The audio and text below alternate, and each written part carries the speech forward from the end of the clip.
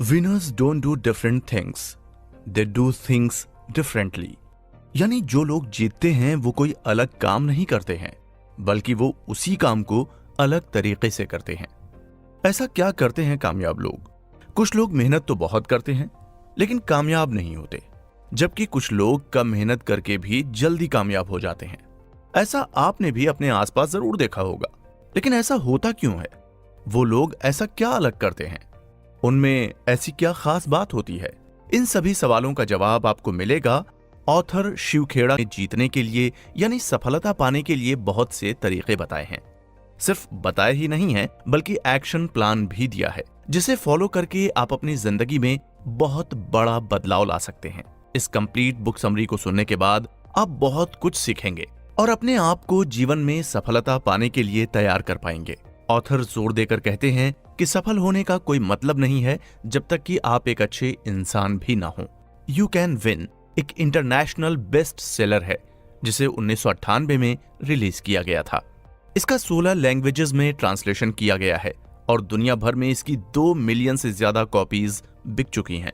किताब के हिंदी एडिशन का नाम जीत आपकी है। ऑथर शिव खेड़ा एक Indian businessman, writer, motivational speaker, teacher, business consultant और पॉलिटिशियन भी हैं।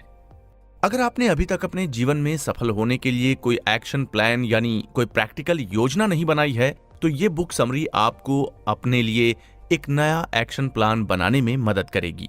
एक एक्शन प्लान यानी प्रैक्टिकल योजना का मतलब इन 3 चीजों पर डिपेंड करता है। आप जीवन में क्या चाहते हैं, आप उसे कैसे हासिल करेंगे, आप उसे कब हासिल करेंगे। किसी ने क्या खूब कहा है, जिंदगी में मुश्किलों का आना पार्ट ऑफ लाइफ है और उनमें से हंसकर बाहर आना आर्ट ऑफ लाइफ है। और ये बुक समरी आपको जिंदगी जीने का तरीका और मुश्किलों से बाहर निकालना सिखाएगी। यू कैन विन जीवन में सफलता पाने के लिए मोटिवेशनल और प्रैक्टिकल अप्रोच के साथ ये एक सेल्फ हेल्प बुक है, जिसे आप अपनी जिंदगी में उतार कर कामयाब हो सकते हैं। इसमें आप जानेंगे कि कैसे आप अपना एटीट्यूड बेहतर बना सकते हैं, एटीट्यूड के क्या मायने होते हैं और ये अच्छा होता है या बुरा। आप जानेंगे सक्सेस क्या है, सक्सेस पाने के तरीके क्या हैं, कौन है जो आपको कामयाब होने से रोक रहा है, मोटिवेशन क्या होता है, कैसे आप हमेशा खुद को मोटिवेट रख सकते हैं। आप जानेंगे कि कैसे अपनी पर्सनालिटी सुधारें, कैसे अपनी पर्सनालिटी को पॉजिटिव बनाएं, और लास्ट के 2 एपिसोड में जानेंगे कि गोल कैसे सेट करते हैं। ऑथर ने इसमें अलग अलग चीजें समझाने के लिए बहुत सारे एग्जाम्पल्स शेयर किए हैं, जो आपकी जिंदगी में बहुत बड़ा रोल प्ले कर सकते हैं। इस बुक समरी को आप हर उस इंसान के साथ शेयर कर सकते हैं जो अपनी पर्सनालिटी डेवलप करना चाहते हैं, जो मोटिवेट रहना चाहते हैं और अपने गोल सेट करना चाहते हैं, क्योंकि हर कोई जानता है कि शेयरिंग इज केयरिंग। इसलिए आप अभी अपने दोस्तों, रिश्तेदारों के साथ शेयर करना न भूलें। नजर को बदलो तो नजारे बदल जाते हैं, सोच को बदलो तो सितारे बदल जाते हैं। कश्तियां बदलने की जरूरत नहीं, दिशाओं को बदलो तो किनारे खुद ब खुद बदल जाते हैं। और दिशाएं बदलेगी ये बुक समरी अगर आपने एंड तक सुनी तो, क्योंकि इसमें वो सब है जो एक को कामयाब होने के लिए चाहिए। बस नीड है तो खुद में इंटरनल मोटिवेशन की। कंप्लीट बुक समरी सुनने के बाद आपको बहुत सारी चीजें पता चल जाएंगी जो आपको सफलता की नींव रखने के लिए चाहिए ही चाहिए। आप दुनिया के किसी भी देश में रहते हो या किसी भी संस्था में काम करते हो, इस बुक समरी में बताए गए प्रिंसिपल्स पर हर जगह आगे बढ़ने में और सफलता प्राप्त करने में आपकी मदद करेंगे। आइए हम एक एक करके सभी चैप्टर्स को डिस्कस करेंगे। तो चलिए शुरुआत करते हैं पहले चैप्टर से। आप सुन रहे हैं इंपॉर्टेंस ऑफ एटीट्यूड। इस एपिसोड में ऑथर एटीट्यूड क्यों जरूरी है ये बताने के लिए कई कहानियां शेयर करते हैं। वो बताते हैं कि एक समय की बात है, एक आदमी था जो गुब्बारे बेचने का काम करता था। वो गांव के आसपास लगने वाले मेलों में जाता था और गुब्बारे बेचता था। बच्चों का ध्यान अपनी तरफ करने के लिए उसके पास रंग बिरंगे गुब्बारे होते थे।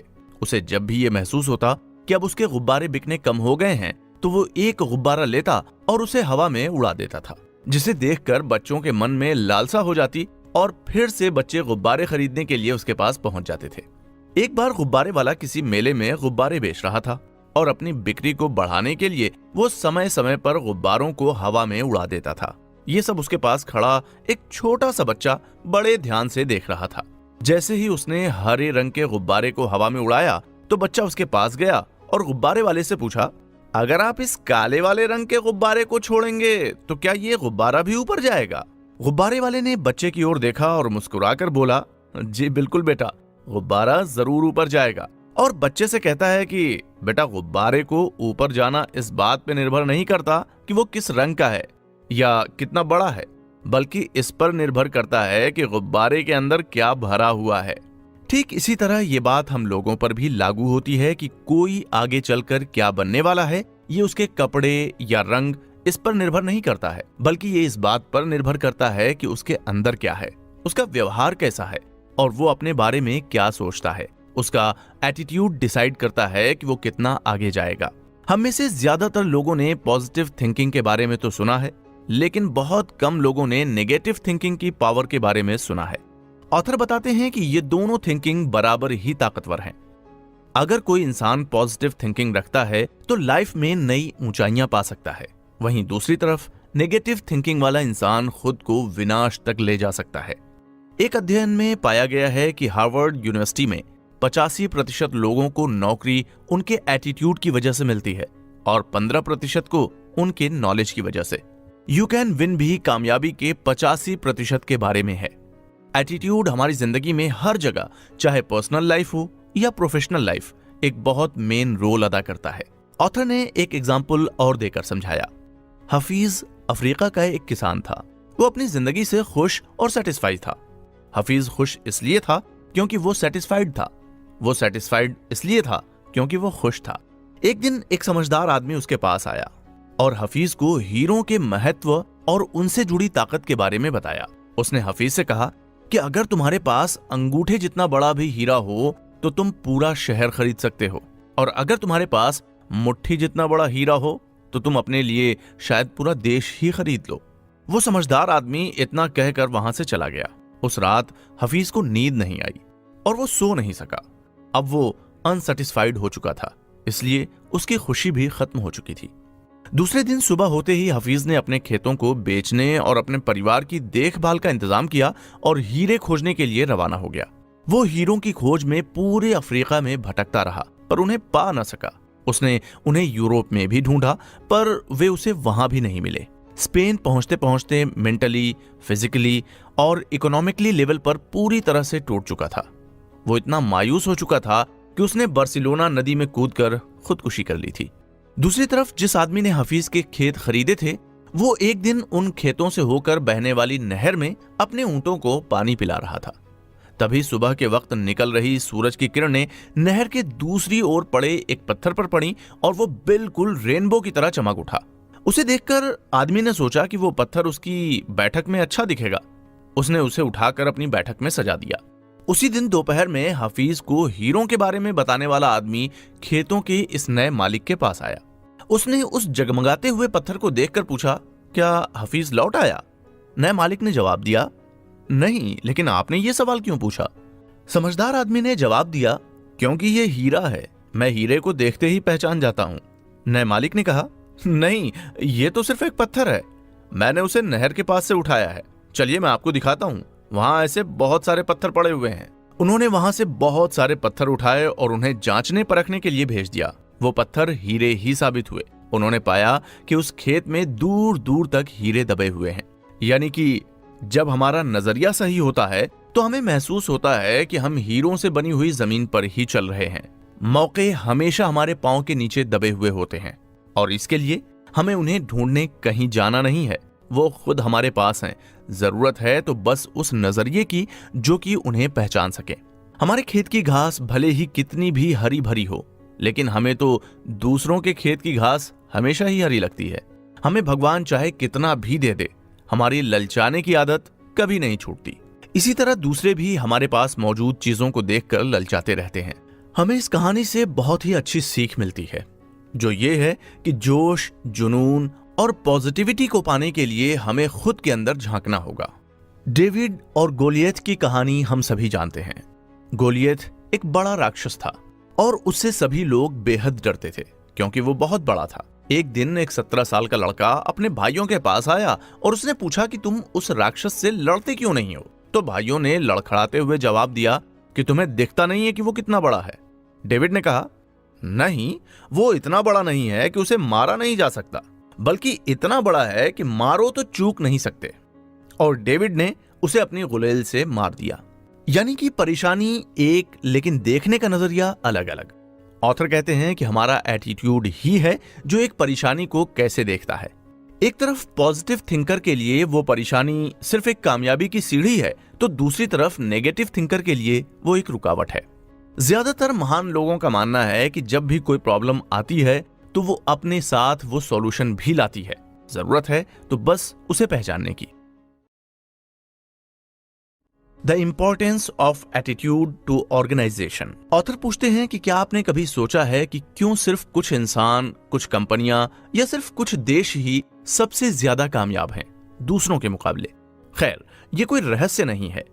वो लोग सिर्फ काम को बेहतर ढंग से करना जानते हैं, क्योंकि वो सबसे ज्यादा इन्वेस्ट अपने सबसे बड़े एसेट यानी कि लोगों में निवेश करते हैं, क्योंकि काम तो सिर्फ उन्हें लोग ही करके देते हैं। ऑथर बताते हैं कि उन्होंने कई बड़ी कंपनियों से बात की और सभी से एक सवाल पूछा कि अगर आपको एक जादू की छड़ी दी जाए तो आप ऐसा क्या चेंज करोगे जिससे आप ज्यादा प्रोडक्टिव हो जाओ। चौंकाने वाली बात यह थी कि सबका जवाब लगभग सेम ही था। उन सभी का कहना था कि हम अपने लोगों के एटीट्यूड में बदलाव चाहते हैं, क्योंकि एक अच्छे एटीट्यूड का आदमी हमेशा ज्यादा बेहतर रिजल्ट दे सकता है। वो टीम में भी अच्छा करेगा और कम से कम मटेरियल भी वेस्ट करेगा, जिससे हमारी कंपनियां ज्यादा जल्दी ग्रो करेंगी। अनुभवों से पता चलता है कि इंसान ही सबसे बड़ी संपत्ति है। इसमें जितना ज्यादा इन्वेस्ट करेंगे उतना ही अच्छा रिटर्न मिलेगा। जब कर्मचारी कहते हैं कि मैं ये काम नहीं कर सकता, तो इसके दो मतलब हो सकते हैं। या तो उनसे वो काम करना नहीं आता, अगर उन्हें वो काम वाकई नहीं आता तो उन्हें ट्रेनिंग की जरूरत है, या फिर वो ये काम करना नहीं चाहते तो उनका नजरिया बदलने की जरूरत है। क्योंकि एक बड़ी कामयाबी के लिए एक मजबूत नींव की जरूरत होती है। जैसे एक कालगैरी टावर है जो कि 190 मीटर ऊंचा है और उसका वजन लगभग 10,000 टन है, लेकिन 10,000 में तकरीबन 6,000 से ज्यादा वजन उसकी नींव में है। इसलिए बड़ी इमारत हो या बड़ी कामयाबी, दोनों के लिए एक मजबूत नींव बहुत जरूरी है, और वो नींव है आपका attitude. Factors that determine our attitude. Author पूछते हैं कि क्या हम एटीट्यूड लेकर पैदा होते हैं या ये हमारी उम्र के साथ डेवलप होता है। ऐसे कौन कौन से फैक्टर हैं जो हमारा एटीट्यूड बनाते हैं। मोस्टली हमारा एटीट्यूड हमारे आसपास के माहौल से ही कम उम्र में बन जाता है। तो क्या हमारा एटीट्यूड बदला भी जा सकता है? अगर हां, तो वो कौन कौन से फैक्टर हो सकते हैं? ऑथर ने हमें ये 3 E's के बारे में बताया है, और वो हैं एनवायरमेंट यानी हमारे आसपास का वातावरण, एक्सपीरियंस और एजुकेशन। आइए इन फैक्टर्स को एक एक कर समझते हैं। पहला, एनवायरमेंट यानी वातावरण। एनवायरमेंट यानी वातावरण का मतलब है आपके आसपास का माहौल। स्कूल जाने वाले बच्चों के लिए वातावरण का मतलब है उनके घर का माहौल, स्कूल का माहौल, उनके दोस्त किस तरह के हैं, वो टीवी में किस तरह के प्रोग्राम्स देखते हैं। काम करने वाले इंसान के लिए वातावरण का मतलब है घर का माहौल, ऑफिस का माहौल, साथ काम करने वाले लोग, उनका धर्म, उनके संस्कार, आस पड़ोस के लोग और जिस सोसाइटी में वो रहते हैं। आपने देखा होगा कि कुछ लोग सबके साथ बड़े प्यार से बात करते हैं और कुछ लोग बहुत गलत तरीके से व्यवहार करते हैं। कुछ लोगों के घर का वातावरण प्यार से भरा होता है और कुछ घरों में लोग आपस में लड़ाई झगड़ा करते रहते हैं। ये सब उनके एटीट्यूड पर निर्भर करता है। व्यक्ति जिस तरह के वातावरण में रहता है उसी तरह का उसका एटीट्यूड बन जाता है। और किस तरह के लोगों से हम मिलते हैं, इन सभी बातों से हमारा अनुभव बनता है। पॉजिटिव लोगों से मिलकर हमारा अनुभव पॉजिटिव होता है और नेगेटिव लोगों से मिलकर हमारा अनुभव नेगेटिव होता है। अनुभव चाहे अच्छा हो या बुरा, वो जीवन में हमारे एटीट्यूड को डिसाइड करता है। तीसरा, एजुकेशन यानी शिक्षा। शिक्षा का भी इंसान के एटीट्यूड पर बहुत प्रभाव पड़ता है। शिक्षा का मतलब है आप जो किताबों में पढ़ते हैं और जो बातें आप समाज से सीखते हैं। आप केवल स्कूल और कॉलेज की पढ़ाई से ही नहीं, बल्कि दोस्तों, आसपास के लोगों और समाज से भी बहुत कुछ सीखते हैं। आज के मॉडर्न एरा में लोग इंटरनेट से भी बहुत कुछ सीखते हैं। हम जो कुछ भी सीखते हैं उसी तरह से सोचते हैं और उस सोच से ही हमारा एटीट्यूड बनता है। यानी कि जैसी हमारी सोच और एटीट्यूड होते हैं, हम उसी तरह से अपने जीवन को जीते हैं।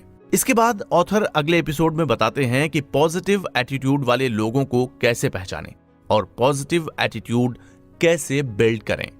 दूसरा, एक्सपीरियंस यानी अनुभव। हमारा अनुभव भी हमारे एटीट्यूड को बहुत प्रभावित करता है। हमारे साथ जीवन में जो कुछ भी होता है, हम क्या काम करते हैं और किस तरह के लोगों से हम मिलते हैं, इन सभी बातों से हमारा अनुभव बनता है। पॉजिटिव लोगों से मिलकर हमारा अनुभव पॉजिटिव होता है और नेगेटिव लोगों से मिलकर हमारा अनुभव नेगेटिव होता है। अनुभव चाहे अच्छा हो या बुरा, वो जीवन में हमारे एटीट्यूड को डिसाइड करता है। तीसरा, एजुकेशन यानी शिक्षा। शिक्षा का भी इंसान के एटीट्यूड पर बहुत प्रभाव पड़ता है। शिक्षा का मतलब है आप जो किताबों में पढ़ते हैं और जो बातें आप समाज से सीखते हैं। आप केवल स्कूल और कॉलेज की पढ़ाई से ही नहीं, बल्कि दोस्तों, आसपास के लोगों और समाज से भी बहुत कुछ सीखते हैं। आज के मॉडर्न एरा में लोग इंटरनेट से भी बहुत कुछ सीखते हैं। हम जो कुछ भी सीखते हैं उसी तरह से सोचते हैं और उस सोच से ही हमारा एटीट्यूड बनता है। यानी कि जैसी हमारी सोच और एटीट्यूड होते हैं, हम उसी तरह से अपने जीवन को जीते हैं। इसके बाद ऑथर अगले एपिसोड में बताते हैं कि पॉजिटिव एटीट्यूड वाले लोगों को कैसे पहचानें और पॉजिटिव एटीट्यूड कैसे बिल्ड करें। Build a positive attitude. जिस तरह जीतने वाले के पास हर प्रॉब्लम का सॉल्यूशन होता है, उसी तरह हारने वाले के पास सॉल्यूशन की एक प्रॉब्लम होती है। ऑथर बताते हैं कि जिंदगी में हमें कभी ना कभी तो जिम्मेदारी लेनी होगी। हम जब भी हारते हैं तो दूसरों को दोषी ठहराते, अपनी हार को दूसरों की देन बताने लगते हैं। लेकिन जरूरत है कि हारने पर खुद जिम्मेदारी लेने की और देखने की कि कहां कमी रह गई। जरूरी है कि हर सुबह हम अपना नजरिया खुद तय करें और समझदार इंसान होने के नाते अपनी हार और कामों की जिम्मेदारी खुद लें। नेगेटिव एटीट्यूड वाले लोग ही अपनी नाकामियों के लिए पूरी दुनिया को दोषी ठहराते हैं। चाहे वो उनके टीचर्स हों, माँ बाप हों या कोई और, वो हर चीज में कमियां निकालनी शुरू कर देते हैं और अपनी हार की जिम्मेदारी लेने से बचते हैं। लेकिन अब आपको अपने पास्ट से बाहर निकलना होगा और खुद को एक नई पॉजिटिव जिंदगी देनी होगी। अपने सपनों को फिर से इकट्ठा कीजिए और सच, ईमानदारी, अच्छाई के साथ पॉजिटिवली आगे बढ़िए।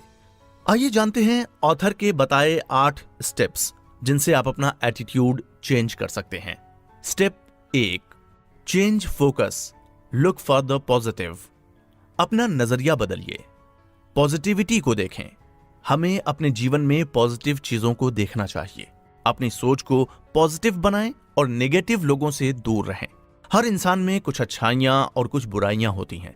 हमें दूसरों में गलतियां देखने की बजाय उनकी अच्छाइयों को देखना चाहिए। हमें सभी परिस्थितियों में पॉजिटिव चीजें देखनी चाहिए और अपनी सोच को हमेशा पॉजिटिव बनाए रखना चाहिए। आइए इसे एक एग्जाम्पल से समझते हैं। ये कहानी है अमेरिका के स्टील किंग कहे जाने वाले एंड्रयू कार्नेगी की, जिसने अपने करियर की शुरुआत कई छोटी मोटी नौकरियां करके शुरू की थी, लेकिन बाद में अमेरिका की सबसे बड़ी स्टील कंपनी के मालिक बन गए थे। एक टाइम ऐसा था कि 43 लखपति उनके लिए काम करते थे। एक बार मिस्टर कार्नेगी से किसी ने पूछा कि आप लोगों के साथ कैसे डील करते हैं, तो वो बताते हैं कि लोगों से डील करना लगभग ऐसा है जैसे सोने की खुदाई करना। क्योंकि जब आप सोना निकालने के लिए खुदाई करने जाते हैं तो पहले बहुत सारी मिट्टी बाहर निकालनी पड़ती है, लेकिन जब आप मिट्टी बाहर निकाल रहे होते हैं तो आपका फोकस मिट्टी पर नहीं, सोने पर होता है। इसलिए हमें हमेशा हर सिचुएशन में पॉजिटिविटी की तलाश करनी चाहिए और अपना फोकस भी उस पे लगा के रखना चाहिए। Step 2, make a habit of doing it now. हम सभी ने कभी ना कभी कोई काम टाला जरूर होगा और बाद में पछताए भी होंगे कि वो काम तभी कर देना चाहिए था। वो चांदनी रातों में सोया, उसने सुनहरी धूप का मजा लिया, कुछ करने की तैयारी में जिंदगी गुजार कर वो खुद गुजर गया। जेम्स एल्बेरी की ये लाइन बताती है कि काम को टालना नहीं चाहिए और काम को जल्द से जल्द करने की आदत बनानी चाहिए। किसी भी काम को अभी करने की आदत डालें। हमें काम को टालने की आदत को बदलना चाहिए, क्योंकि कामों को टालने से जीवन में नेगेटिविटी आती है और कुछ काम करने का तो हमें कभी समय ही नहीं मिलता। जीवन में सफलता प्राप्त करने के लिए कामों को आज और अभी करने की आदत डालें। हमें समझना चाहिए कि कभी भी अच्छे समय के लिए काम को नहीं टालना चाहिए, बल्कि अपने काम को उसी समय पूरा करके समय को अच्छा बनाना चाहिए। क्योंकि बहुत से लोग काम को टालते रहते हैं कि कल करूंगा, परसों करूंगा, और ऐसे करते करते वो 6 महीने या 1 साल भी निकाल देते हैं। वो ऐसा इसलिए नहीं करते कि उन्हें मजा आता है, बल्कि वो एक बीमारी से ग्रस्त होते हैं, जो है पैरालिसिस बाय एनालिसिस। इसलिए वो कभी कामयाब नहीं हो पाते। क्योंकि कोई किताब पढ़कर आप तैरना नहीं सीख सकते। तैरना सीखने के लिए आपको पानी में उतरना तो पड़ेगा। Live in present. ऑथर बताते हैं कि जिंदगी कोई ड्रेस रिहर्सल नहीं है, यह सिर्फ एक बार मिलती है, तो इसका भरपूर आनंद लें और आज में जिएं। अगर आप सच में एक अच्छा नजरिया बनाना चाहते हैं तो आज ही इस लाइन को अपने अंदर बिठा लें कि डू इट नाउ, और काम को टालने की अपनी आदत आज ही बंद करें। सबसे ज्यादा निराशा भरे शब्दों से दूर रहें, जैसे ये हो सकता था, मुझे करना चाहिए था, मैं कर सकता था, काश मैं कर लेता, और थोड़ी कोशिश की होती। वो काम जो आज आप कर सकते हैं उन्हें आज ही कर लें, कल पर न टालें। Step 3, develop an attitude of gratitude.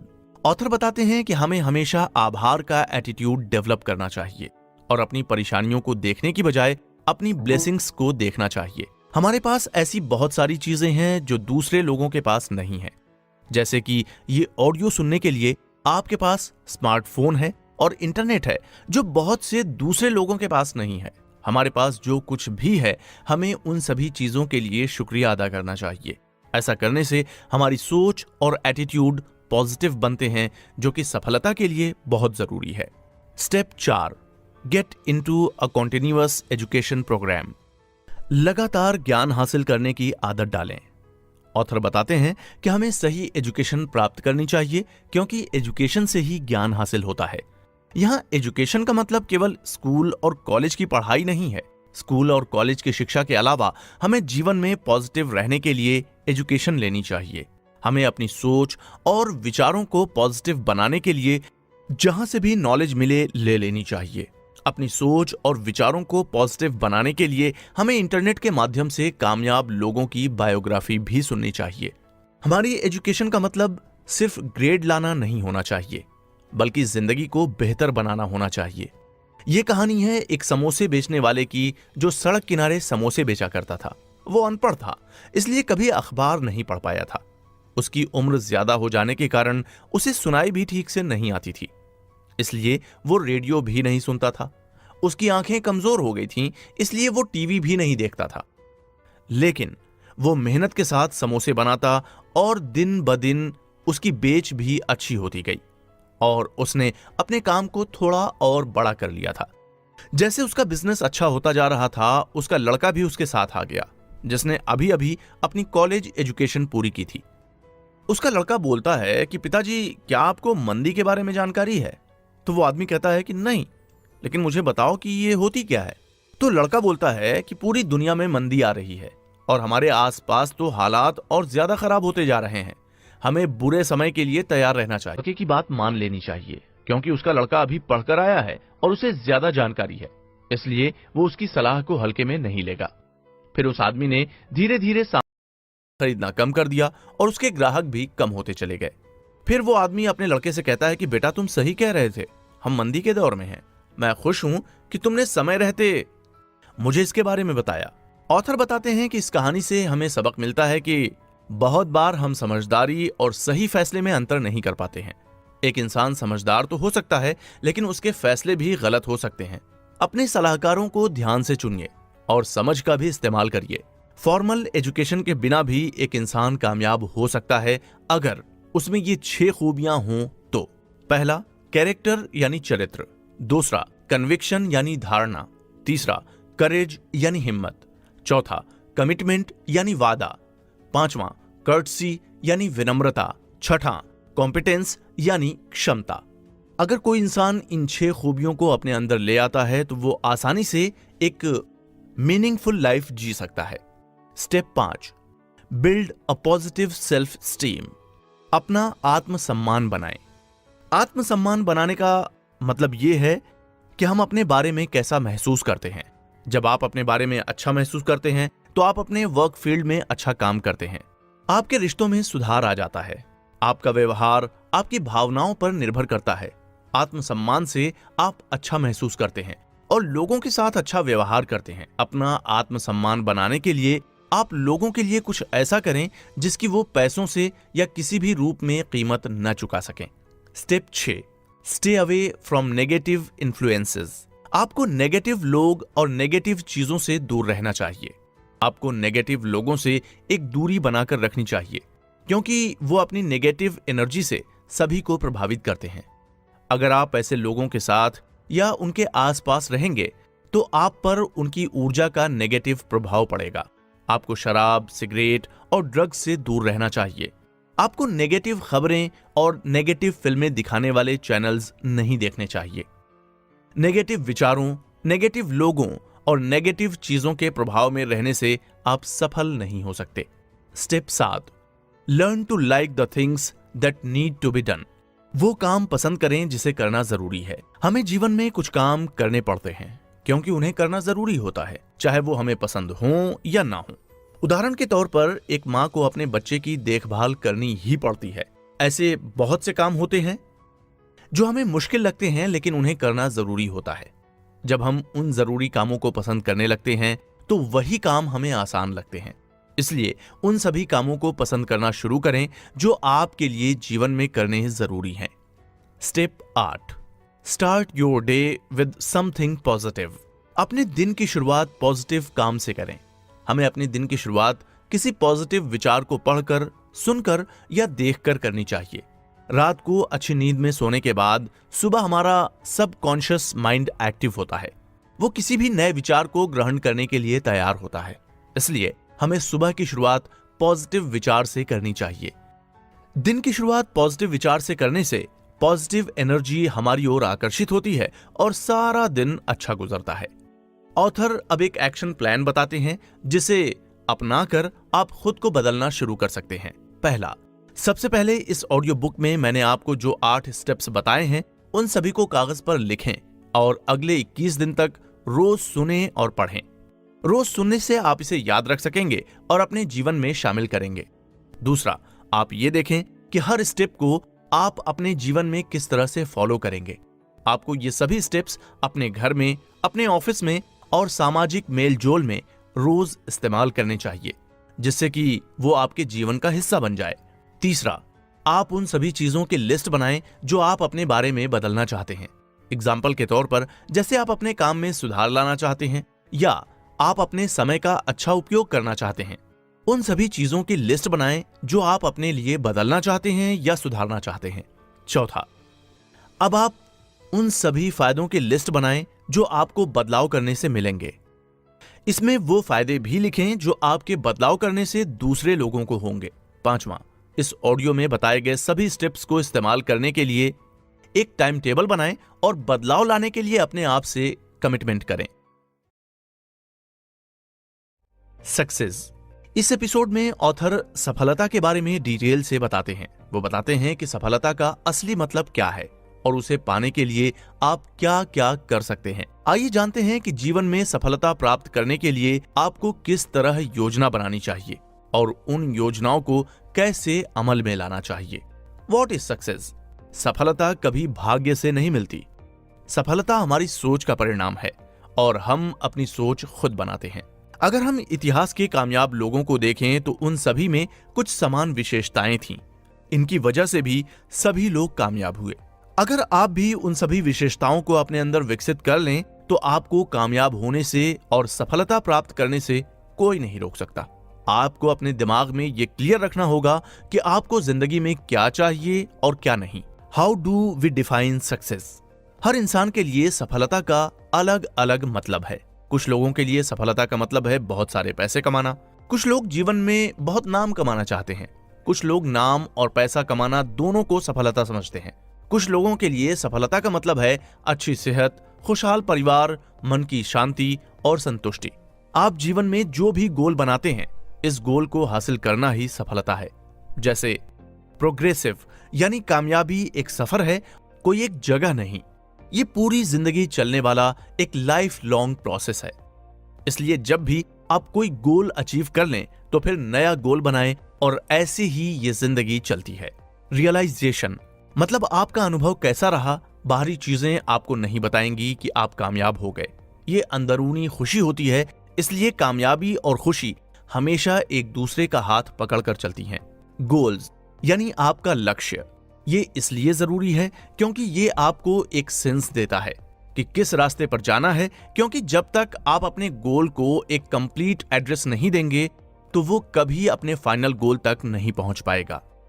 आगे ऑथर कुछ ऐसी बातें बताते हैं जो आपको कामयाब होने से रोकती हैं। ईगो यानी घमंड, असफल होने का डर, गोल को सेट न करना, कोई प्रैक्टिकल प्लानिंग का न होना, कामों को टालने की आदत, ट्रेनिंग की कमी, फोकस एक जगह न होना। द विनिंग एज, ऑथर बताते हैं कि हमें हमेशा एक्सीलेंस की तरफ जाना चाहिए, न कि परफेक्शन की तरफ, क्योंकि अगर आप एक्सीलेंस की तरफ जाएंगे तो उसमें आपकी प्रोग्रेस होगी, ये लगातार आप में सुधार लाएगी। जैसे कि घोड़ों की रेस में एक फर्स्ट आता है, बाकी उसके बाद आते हैं। क्या वो घोड़ा औरों से बड़ा था या 5 गुना तेज दौड़ता था? जवाब है नहीं, ऐसा कुछ नहीं होता है। वो बस कुछ ही सेकंड्स के अंदर से जीतता है, लेकिन उसे रिवार्ड बाकी घोड़ों से 10 गुना ज्यादा मिलता है। क्या ये सही है? लेकिन इसकी किसे फिक्र, ये तो गेम का रूल है। सेम हम इंसानों की जिंदगी में भी ऐसा होता है। क्या जो कामयाब लोग होते हैं उनके 10 हाथ होते हैं या 10 दिमाग? ऐसा कुछ नहीं है, वो भी सब इंसानों की तरह ही होते हैं। बस फर्क है कि उनके गोल सेट होते हैं और वो खुद को निखारने में अपना समय लगाते हैं। स्ट्रगल, कहते हैं ना कि आपका संघर्ष जितना बड़ा होगा आपकी सफलता उतनी ही बड़ी होगी। इसे हम एक तितली और जिराफ के एग्जाम्पल से समझते हैं। एक बार एक लड़के ने पेड़ के पास एक तितली के खोल को देखा। उसने देखा कि तितली खोल से बाहर निकलने के लिए बार बार संघर्ष कर रही है। उस लड़के को तितली पर दया आई और उसने तितली की मदद करने की कोशिश की। उस लड़के ने खोल को तोड़ दिया और तितली को बाहर निकाल दिया, लेकिन कुछ ही देर में तितली मर गई। लड़के को यह समझ नहीं आ रहा था कि वो तितली कैसे मर गई और उसने सारी बात अपनी माँ को बताई। तो उसकी माँ ने उससे कहा, संघर्ष ही प्रकृति का नियम है और खोल से बाहर आने के लिए तितली को जो संघर्ष करना पड़ता है उससे उसके पंखों और शरीर को मजबूती मिलती है। तुमने तितली की मदद करके उसे संघर्ष करने का मौका नहीं दिया, जिससे उसकी मृत्यु हो गई। जैसे कि जिराफ का बच्चा जब जन्म लेता है तो वो माँ के गर्भ से 10 फीट की ऊंचाई से पीठ के बल गिरता है। गिरने के बाद उसमें उठकर खड़े होने की शक्ति नहीं होती। जब जिराफ का बच्चा खड़ा नहीं होता तो उसकी माँ उसे बार बार जोर से लातें मारती है और वो बच्चा तब तक ये लातें खाता रहता है जब तक कि वो उठकर खड़ा नहीं हो जाता, और कुछ देर बाद वो बच्चा डगमगाते हुए उठकर खड़ा हो जाता है। अगर जिराफ के बच्चे को अपनी माँ से ये लातें खाने को न मिले तो वो खड़े होने से पहले ही शेर या किसी शिकारी जानवर के पेट में पहुंच जाए। तितली और जिराफ की तरह हर प्राणी को संघर्ष का सामना करना पड़ता है। प्रकृति का यही नियम है और जो व्यक्ति इस नियम को समझ जाता है वो कामयाब हो जाता है।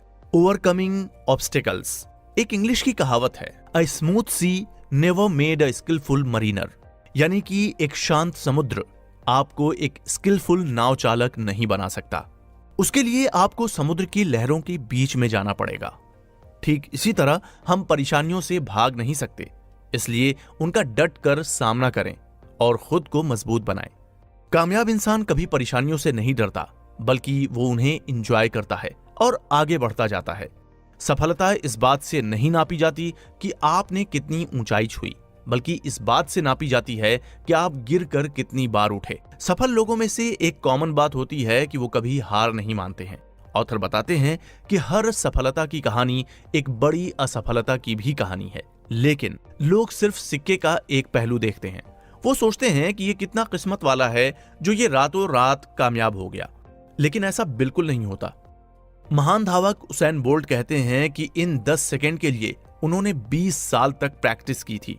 थॉमस एडिसन भी लगभग 10,000 बार फेल हुए थे, तब जाके उन्होंने बल्ब बनाया और पूरी दुनिया को रोशनी दी। ऐसे अनगिनत एग्जाम्पल्स हैं इस दुनिया में कामयाब लोगों के। आप भी अपनी खुद की कहानी बना सकते हैं, बस जरूरत है तो फेलियर से लड़ने की। Attributes of success. ऑथर इस एपिसोड में सफलता पाने के लिए कुछ क्वालिटीज बताते हैं जो सिर्फ कामयाब लोगों में होती है। आज तक जितने भी लोग कामयाब हुए हैं उन्होंने अपने अंदर ये सभी क्वालिटीज विकसित की थी। तो चलिए शुरुआत करते हैं पहली क्वालिटी से, डिजायर यानी तीव्र इच्छा। ऑथर बताते हैं कि जीवन में सफलता प्राप्त करने के लिए सफल होने की तीव्र इच्छा का होना बहुत जरूरी है। नेपोलियन हिल ने अपनी किताब थिंक एंड ग्रो रिच में लिखा है कि लक्ष्य को हासिल करने की तीव्र इच्छा से ही सफलता प्राप्त करने की प्रेरणा मिलती है। जीवन में किसी भी लक्ष्य को प्राप्त करने की शुरुआत मन में तीव्र इच्छा से ही होती है। जिस तरह एक छोटा सा बल्ब ज्यादा रोशनी नहीं दे सकता, उसी तरह एक कमजोर इच्छा से बड़ी सफलता प्राप्त नहीं की जा सकती। अपना लक्ष्य छोटा हो या बड़ा, उसे प्राप्त करने के लिए मन में तीव्र इच्छा होनी चाहिए, क्योंकि तीव्र इच्छा के होने से ही आप उस दिशा में काम करेंगे। एक बार एक आदमी ने महान सुकरात से पूछा कि सफलता का रहस्य यानी द सीक्रेट ऑफ सक्सेस क्या है। सुकरात ने उस आदमी को कहा कि वो कल सुबह नदी के पास मिले, वहीं पर उसे अपने सवाल का जवाब मिलेगा। जब दूसरे दिन सुबह वो आदमी नदी के पास मिला तो सुकरात ने उस आदमी को नदी में उतरकर नदी की गहराई मापने के लिए कहा। वो आदमी नदी में उतरकर आगे की तरफ जाने लगा। जैसे ही पानी उस आदमी के नाक तक पहुंचा, पीछे से सुकरात ने आकर अचानक से उसका मुंह पानी में डुबो दिया। वो आदमी बाहर निकलने के लिए छटपटाने लगा, लेकिन सुकरात थोड़े शक्तिशाली थे। सुकरात ने उसे काफी देर तक पानी में डुबोए रखा। कुछ समय बाद सुकरात ने उसे छोड़ दिया और उस आदमी ने जल्दी से अपना मुंह पानी से बाहर निकालकर जल्दी जल्दी सांस ली। सुकरात ने उस आदमी से पूछा, जब तुम पानी में थे तो तुम क्या चाहते थे? आदमी ने कहा, जल्दी से जल्दी बाहर निकलकर सांस लेना चाहता था। सुकरात ने कहा, यही तुम्हारे सवाल का जवाब है। जब तुम सफलता को उतनी ही तीव्र इच्छा से चाहोगे जितनी तीव्र इच्छा से तुम सांस लेना चाहते हो, तो तुम्हें सफलता जरूर मिल जाएगी। इंसान के विचारों में चुंबकीय शक्ति है। अगर किसी के जीवन में कुछ कमी है तो इसका मतलब उसके विचारों में कमी है। कमिटमेंट मतलब वादा करना। ऑथर बताते हैं कि ईमानदारी और बुद्धिमानी वो खंभे हैं जिनके बलबूते पर आप कमिटमेंट करते हैं और उसे निभाते हैं। ईमानदारी का मतलब है ऐसे समय में भी ईमानदार रहना जब आपके पास दौलत की कमी हो जाए। बुद्धिमानी इसी में है कि आप कभी ऐसा समय आने ही ना दें जब आपको दौलत की कमी हो जाए। जीवन में सफलता प्राप्त करने के लिए अपने आप से कमिटमेंट करना बहुत जरूरी है। दरअसल सफल तो हर कोई होना चाहता है, लेकिन सफलता प्राप्त करने के लिए कमिटमेंट और मेहनत नहीं करना चाहता। ज्यादातर लोग सफल होने के लिए जैसे हालात चाहते हैं वैसे हालात कभी नहीं बनते। सफल होने के लिए हमें अपने आप को कंडीशंस के हिसाब से ढालना पड़ता है। कई साल पहले फुटबॉल में वर्ल्ड चैंपियन रही फ्रांस की टीम पहले राउंड में हार गए थे। जब वे हार गए तो खिलाड़ियों में से एक ने कहा, ये मेरा कॉन्ट्रैक्ट है। उसे हारने का कोई गम नहीं था। उसी चैंपियनशिप खेल के दौरान दक्षिण कोरियाई टीम, जिन्हें चैंपियनशिप के प्रबल दावेदार के रूप में नहीं माना जाता था, वो सेमीफाइनल में पहुंचे। लेकिन जिस तरह से उन्होंने खेला, भले ही वो मैच हार गए थे, उन्होंने दुनिया का दिल जीत लिया था। अंतर क्या था? फर्क ये था कि एक कॉन्ट्रैक्ट के लिए खेल रहा था और दूसरा अपने देश के लिए खेल रहा था। जीतने के लिए खेलने और हारने के लिए नहीं खेलने के बीच यही अंतर होता है। जब हम जीतने के लिए खेलते हैं तो हम इंस्पायरेशन और उत्साह से खेलते हैं, वर्सेस जब हम हारने के लिए नहीं खेलते हैं तो हम निराशा से खेलते हैं। कोई जीतने का जोश नहीं होता, बस एक फॉर्मेलिटी कर रहे होते हैं। दोनों के बीच यही एक बड़ा अंतर है। विनर्स हमेशा अपनी जीत के लिए कमिटेड होते हैं। जोश से भरे हुए वही लूजर्स सिर्फ एक फॉर्मेलिटी पूरी कर रहे होते हैं। रिस्पॉन्सिबिलिटी मतलब जिम्मेदारी। ऑथर कहते हैं कि कामयाब लोग अपनी जिम्मेदारियों को जानते हैं और उन्हें सही समय पर निभाते हैं। सफलता प्राप्त करने के लिए वो अपने सभी फैसले खुद लेते हैं। जिम्मेदारी लेने के लिए कई बार जोखिम उठाना पड़ता है और कामयाब लोग कभी जोखिम उठाने से नहीं डरते। कामयाब लोग अपनी गलतियों को स्वीकार करते हैं और उनसे बहुत कुछ सीखते हैं।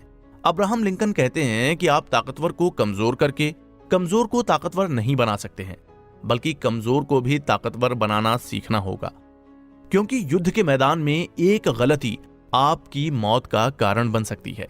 जब चीजें सही नहीं हो रही होती हैं तो नेगेटिव पीपल आपको ब्लेम करना शुरू कर देते हैं, बस खुद को छोड़कर। दूसरी तरफ पॉजिटिव पीपल सारी जिम्मेदारी खुद ले लेते हैं। हार्ड वर्क मतलब कड़ी मेहनत। ऑथर बताते हैं कि सफलता कभी अच्छी किस्मत या भाग्य से नहीं मिलती, उसके लिए कड़ी मेहनत करनी पड़ती है। कड़ी मेहनत करने के लिए डिसिप्लिन में रहना पड़ता है। आमतौर पर लोग अपनी एनर्जी और क्षमता का केवल 25% हिस्सा ही इस्तेमाल करते हैं। दूसरी ओर कामयाब लोग अपनी क्षमता और काबिलियत का 100% इस्तेमाल करते हैं और अपने लक्ष्य को पाने के लिए कड़ी मेहनत करते हैं। हार्ड वर्क का कोई सब्स्टिट्यूट नहीं होता। अगर आप वो चाहते हैं जो आपके पास नहीं है, तो आपको वो करना पड़ेगा जो आपने आज तक नहीं किया है। इसलिए हार्ड वर्क से कभी पीछे नहीं हटे, एक न एक दिन सफलता जरूर मिलेगी। कैरेक्टर यानी चरित्र।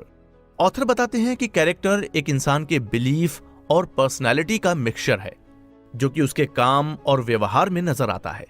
कामयाब लोगों का कैरेक्टर उनकी बहादुरी, ईमानदारी, समझदारी, निष्ठा और स्वाभिमान का योग है। कामयाबी पाने के लिए सही कैरेक्टर होना बेहद जरूरी है, क्योंकि कैरेक्टर ढीला सिर्फ मूवीज में ही चल सकता है। रियल लाइफ में कैरेक्टर को स्ट्रॉन्ग बनाना पड़ता है। अगर कुछ बड़ा करना है तो पॉजिटिव थिंकिंग एंड बिलीविंग, मतलब पॉजिटिव सोच और धारणा। ऑथर बताते हैं कि पॉजिटिव बिलीविंग, जो कि पॉजिटिव सोच से भी बढ़कर है। पॉजिटिव धारणा का मतलब है अपनी पॉजिटिव सोच का पूरा विश्वास होना। पॉजिटिव धारणा किसी काम को पूरे विश्वास के साथ करने से आती है। कामयाब लोगों को किसी भी काम में सफल होने का पूरा विश्वास होता है। जैसे बॉक्सर मोहम्मद अली के बारे में कहा जाता है कि वो जब भी रिंग में जाते थे तो खुद से कहते थे, I am the greatest, I am the champion. उन्होंने कभी नहीं कहा कि आई होप आई विन, मतलब मैं उम्मीद करता हूं कि मैं जीतूंगा, बल्कि हमेशा यही कहा कि मैं महान हूं और मुझे कोई नहीं हरा सकता। और ऐसा हुआ भी। इसलिए जैसी हम सोच और धारणा बनाने लगते हैं, वैसे ही बनते चले जाते हैं, क्योंकि पॉजिटिव बिलीविंग भी एक एटीट्यूड जो हमारी तैयारी से आता है। Give more than you get. अपने सैलरी से ज्यादा काम करके दें। बहुत से लोग अपनी सैलरी से कम काम करते हैं और बहुत से लोग ऐसे हैं जो सिर्फ उतना ही काम करते हैं जितना उन्हें कहा जाता है। बहुत कम लोग अपनी सैलरी से ज्यादा काम करते हैं। ऐसे लोग ही जीवन में सफलता प्राप्त करते हैं। जो लोग मेहनत करते हैं और अच्छा कार्य करते हैं, उनकी मांग हर जगह और हर समय रहती है। इसलिए कभी भी कोई काम करते ये न सोचें कि मुझे तो बस इतना ही कहा गया है, बल्कि अपनी तरफ से पूरी कोशिश करें कि आपका किया गया काम सबसे बेस्ट हो। बिना किसी लालच के बस अपने काम पर ध्यान दें। द पावर ऑफ परसिस्टेंस यानी दृढ़ता की शक्ति। दृढ़ता की शक्ति का मतलब है किसी भी काम को सफलतापूर्वक करना। धावक कुछ सेकंड के प्रदर्शन के लिए वर्षों तक कड़ी मेहनत करते हैं। दृढ़ता का मतलब है किसी काम को बीच में न छोड़ना और ये फैसला लेना कि जो काम आपने शुरू किया है आप उसे सफलतापूर्वक पूरा करेंगे। परसिस्टेंस एक डिसीजन की तरह है। ये एक कमिटमेंट है उस काम को पूरा करने का जो आपने शुरू किया है। प्राइड ऑफ परफॉर्मेंस, प्रदर्शन का गर्व। प्रदर्शन के गर्व का मतलब घमंड नहीं है। इसका मतलब है किसी भी काम को खुशी खुशी करना। किसी भी काम की क्वालिटीज को काम करने वाली की क्वालिटीज से अलग नहीं किया जा सकता। आधे अधूरे मन से किया गया काम कभी सफल नहीं होता। बहुत सारे काम आधे अधूरे मन से करने से बेहतर है थोड़े से काम को पूरी लगन और खुशी से करना। Be willing to be a student, get a mentor. गुरु से शिक्षा लेने के लिए हमेशा तैयार रहें। एजुकेशन लेने के लिए हमेशा एक अच्छे गुरु को चुनें। किसी ऐसे गुरु को जो आपको आपके वर्क फील्ड की सही एजुकेशन दे और आपके कामयाब होने में आपकी मदद करे। एक अच्छा गुरु हमेशा आपको कामयाब होने के लिए सही रास्ता दिखाएगा और मुश्किल समय भी आपकी मदद करेगा। आइए ये सारे पॉइंट्स एक क्रैश कोर्स की तरह समझते हैं। पहला, हमेशा जीतने के लिए खेलें, न कि हार बचाने के लिए। दूसरा, दूसरों की गलतियों से सबक लें और आगे बढ़ें। तीसरा, हमेशा अच्छे लोगों के साथ रहें और अपना ग्रुप भी ऐसा ही बनाएं। चौथा, जितना आपको मिले हमेशा उससे ज्यादा दें। पांचवा, हमेशा लॉन्ग टर्म का सोचें। छठा, अपनी ताकत पहचानें और मजबूती से आगे बढ़ें। सातवां, हमेशा डिसीजन लेते समय उसके आगे तक का सोचें। आठवां, सीखना कभी ना छोड़ें, हमेशा सीखते रहें। What is holding us back? Author पूछते हैं कि क्या होगा अगर आप अपनी कार को ब्रेक दबा के चलाएंगे। आपको क्या लगता है? कमेंट करके बताइए। ऑथर बताते हैं कि दरअसल आप कभी स्पीड से जा ही नहीं पाएंगे जब तक आपका पैर ब्रेक पर है। अपने लक्ष्य पर पहुंचने के लिए आपके पास दो रास्ते होंगे। पहला कि आप एक्सेलरेटर को दबाएं और रिस्क लेकर अपनी कार को आगे बढ़ाएं, या दूसरा कि आप अपना पैर ब्रेक से हटाएं और फुल स्पीड से जहां जाना है वहां जाएं। सेम हमारी लाइफ में कुछ चीजें हमें रोकती हैं। आखिर वो कौन से ब्रेक हैं जिन्हें हमने दबा रखा है? जिस दिन हम उन ब्रेक को हटाएंगे उस दिन से ज्यादा फ्री फील कर पाएंगे और एक पॉजिटिव जिंदगी जी पाएंगे। ऑथर ने इस एपिसोड में वो वजह बताई है जो हमें कामयाब होने से रोकती है। आइए जानते हैं वो कौन से 20 फैक्टर्स हैं जो आपके फेल होने की वजह बनते हैं। पहला, रिस्क लेने से डरना। रिस्क लेने का मतलब ये नहीं होता कि कुछ भी आंखें बंद करके कर दें, बल्कि ये होता है कि जिम्मेदारी से समझ के रिस्क लिया जाए। रिस्क का मतलब सबके लिए अलग अलग होता है। जैसे कि एक पहाड़ पर चढ़ने के लिए दो लोग हैं, एक बिल्कुल नया है और दूसरा एक्सपीरियंस्ड है। खतरा दोनों के लिए बराबर है, लेकिन पहाड़ चढ़ने में कामयाबी जल्दी किसे मिलेगी? आपको क्या लगता है? जरूर बताएं। आप बिल्कुल ठीक सोच रहे हैं। एक्सपीरियंस वाला आदमी ज्यादा आसानी से पहाड़ चढ़ लेगा। एक बार एक आदमी ने एक किसान से पूछा कि क्या इस बार उसने गेहूं बोया है। किसान ने जवाब दिया, नहीं, क्योंकि मुझे डर था कि शायद बारिश नहीं होगी। फिर उस आदमी ने पूछा, तो क्या तुमने मक्का बोया है? किसान ने जवाब दिया, नहीं, क्योंकि मुझे डर था कि कहीं कीड़े मेरी फसल को ना खा जाएं। फिर आदमी ने पूछा, तो तुमने बोया क्या है? किसान ने जवाब दिया, मैंने कुछ नहीं बोया, मतलब मैंने कोई रिस्क लिया ही नहीं। इसी तरह लोगों को अलग अलग चीजों का डर होता है, वो डर जो कभी आगे बढ़ने ही नहीं देता। जिंदगी में रिस्क तो लेने पड़ेंगे, क्योंकि रिस्क न लेना ही सबसे बड़ा रिस्क है। दूसरा, लैक ऑफ परसिस्टेंस, यानी दृढ़ता की कमी। ऑथर बताते हैं कि जब मुश्किलों से पार पाना मुश्किल लगने लगता है तो उनसे भागना ही आसान लगता है, जबकि विनर्स कभी मैदान छोड़कर नहीं भागते। हम सभी को कभी ना कभी हार मिलती है, लेकिन हार जाने का मतलब ये नहीं है कि हम असफल हैं। ज्यादातर लोग नॉलेज और टैलेंट की वजह से नहीं हारते, बल्कि इसलिए हार जाते हैं क्योंकि वो मैदान छोड़ देते हैं। हमें जो करना है उसकी लगातार कोशिश करनी चाहिए, और जो नहीं करना चाहिए उसे छोड़ देना ही अच्छा है। तीसरा, तुरंत रिजल्ट की चाह। ज्यादातर लोग तुरंत ही सोचते हैं, दूर की नहीं। उन्हें कामयाबी भी ऐसी लगती है जैसे इंस्टेंट कॉफी बन जाती है, क्योंकि आज के टाइम में हर चीज की दवाई मिल जाती है, जिससे इंसान को तुरंत रिजल्ट की आदत पड़ गई है। और फिर जब इंसान के मन मुताबिक कोई चीज नहीं होती तो वह उससे निराश होकर बैठ जाता है। चौथा, लैक ऑफ प्रायोरिटीज। ऑथर बताते हैं कि कामयाबी के लिए प्रायोरिटीज सेट करना बहुत जरूरी होता है। ऐसा ना हो कि आपके पास बहुत पैसा है लेकिन आप अपनी बेकार सेहत के चलते उसे इस्तेमाल नहीं कर सकते, तो उसका भी क्या फायदा। जब हमारी प्रायोरिटीज सेट नहीं होती हैं तो हमारा सिर्फ टाइम वेस्ट होता है और सारे काम अधूरे पड़े रहते हैं। कोई काम ठीक से नहीं हो पाता। कामयाबी सिर्फ प्रिंसिपल्स रटने से नहीं आती, बल्कि उन्हें अप्लाई करने से आती है, और उन प्रिंसिपल्स में से एक प्रिंसिपल है प्रायोरिटी। पांचवां, लुकिंग फॉर शॉर्टकट्स। ऑथर पूछते हैं कि क्या आप एक वीक पढ़ाई करके न्यूरोसर्जन बन सकते हैं? अगर हाँ, तो उसके क्या परिणाम होंगे? कमेंट करके जरूर बताइए। एक बार की बात है, एक जंगल में एक लार्क चिड़िया गा रही थी। तभी वहां एक किसान कीड़ों से भरा डिब्बा लेके पहुंचा। चिड़िया ने उसे रोका और उसे पूछा कि तुम कहां जा रहे हो? तो किसान ने जवाब दिया कि इसमें कीड़े हैं और वो बाजार में इनके बदले पंख खरीदने जा रहा है। चिड़िया ने उससे कहा कि मैं तुम्हें एक पंख दे दूंगी, तुम मुझे कीड़े दे देना, इससे मुझसे कीड़ों की तलाश में भटकना नहीं पड़ेगा। किसान मान जाता है और उसे कीड़े दे देता है। उसके बदले चिड़िया ने उसे एक पंख दे दिया। फिर ऐसा रोज होने लगा और धीरे धीरे चिड़िया के सारे पंख खत्म हो गए और वो अब बेहद बदसूरत लगने लगी और कुछ ही दिनों बाद मर भी जाती है। सेम हमारी लाइफ में होता है। कई बार हम शॉर्ट टर्म गेन के लिए लॉन्ग टर्म लॉस उठा लेते हैं। इस कहानी का मैसेज भी बिल्कुल क्लियर है कि कभी भी शॉर्टकट के चक्कर में ना पड़ें। हर शॉर्टकट रास्ता अच्छा नहीं होता। हर काम का एक प्रोसेस होता है। हमें उस प्रोसेस को समझना चाहिए और शॉर्टकट से बचना चाहिए। छठा, सेल्फिशनेस एंड ग्रीड। ऑथर बताते हैं कि जरूरतें पूरी की जा सकती हैं, लेकिन लालच नहीं, क्योंकि लालच उस नमक के पानी की तरह है जिससे हमारी प्यास नहीं बुझती, बल्कि हम और प्यासे होते चले जाते हैं। लालच से बचने का एक आसान तरीका यह है कि हम अपनी चादर से पैर बाहर न करें और जो है उसी से कुछ बेहतर करने की कोशिश करें।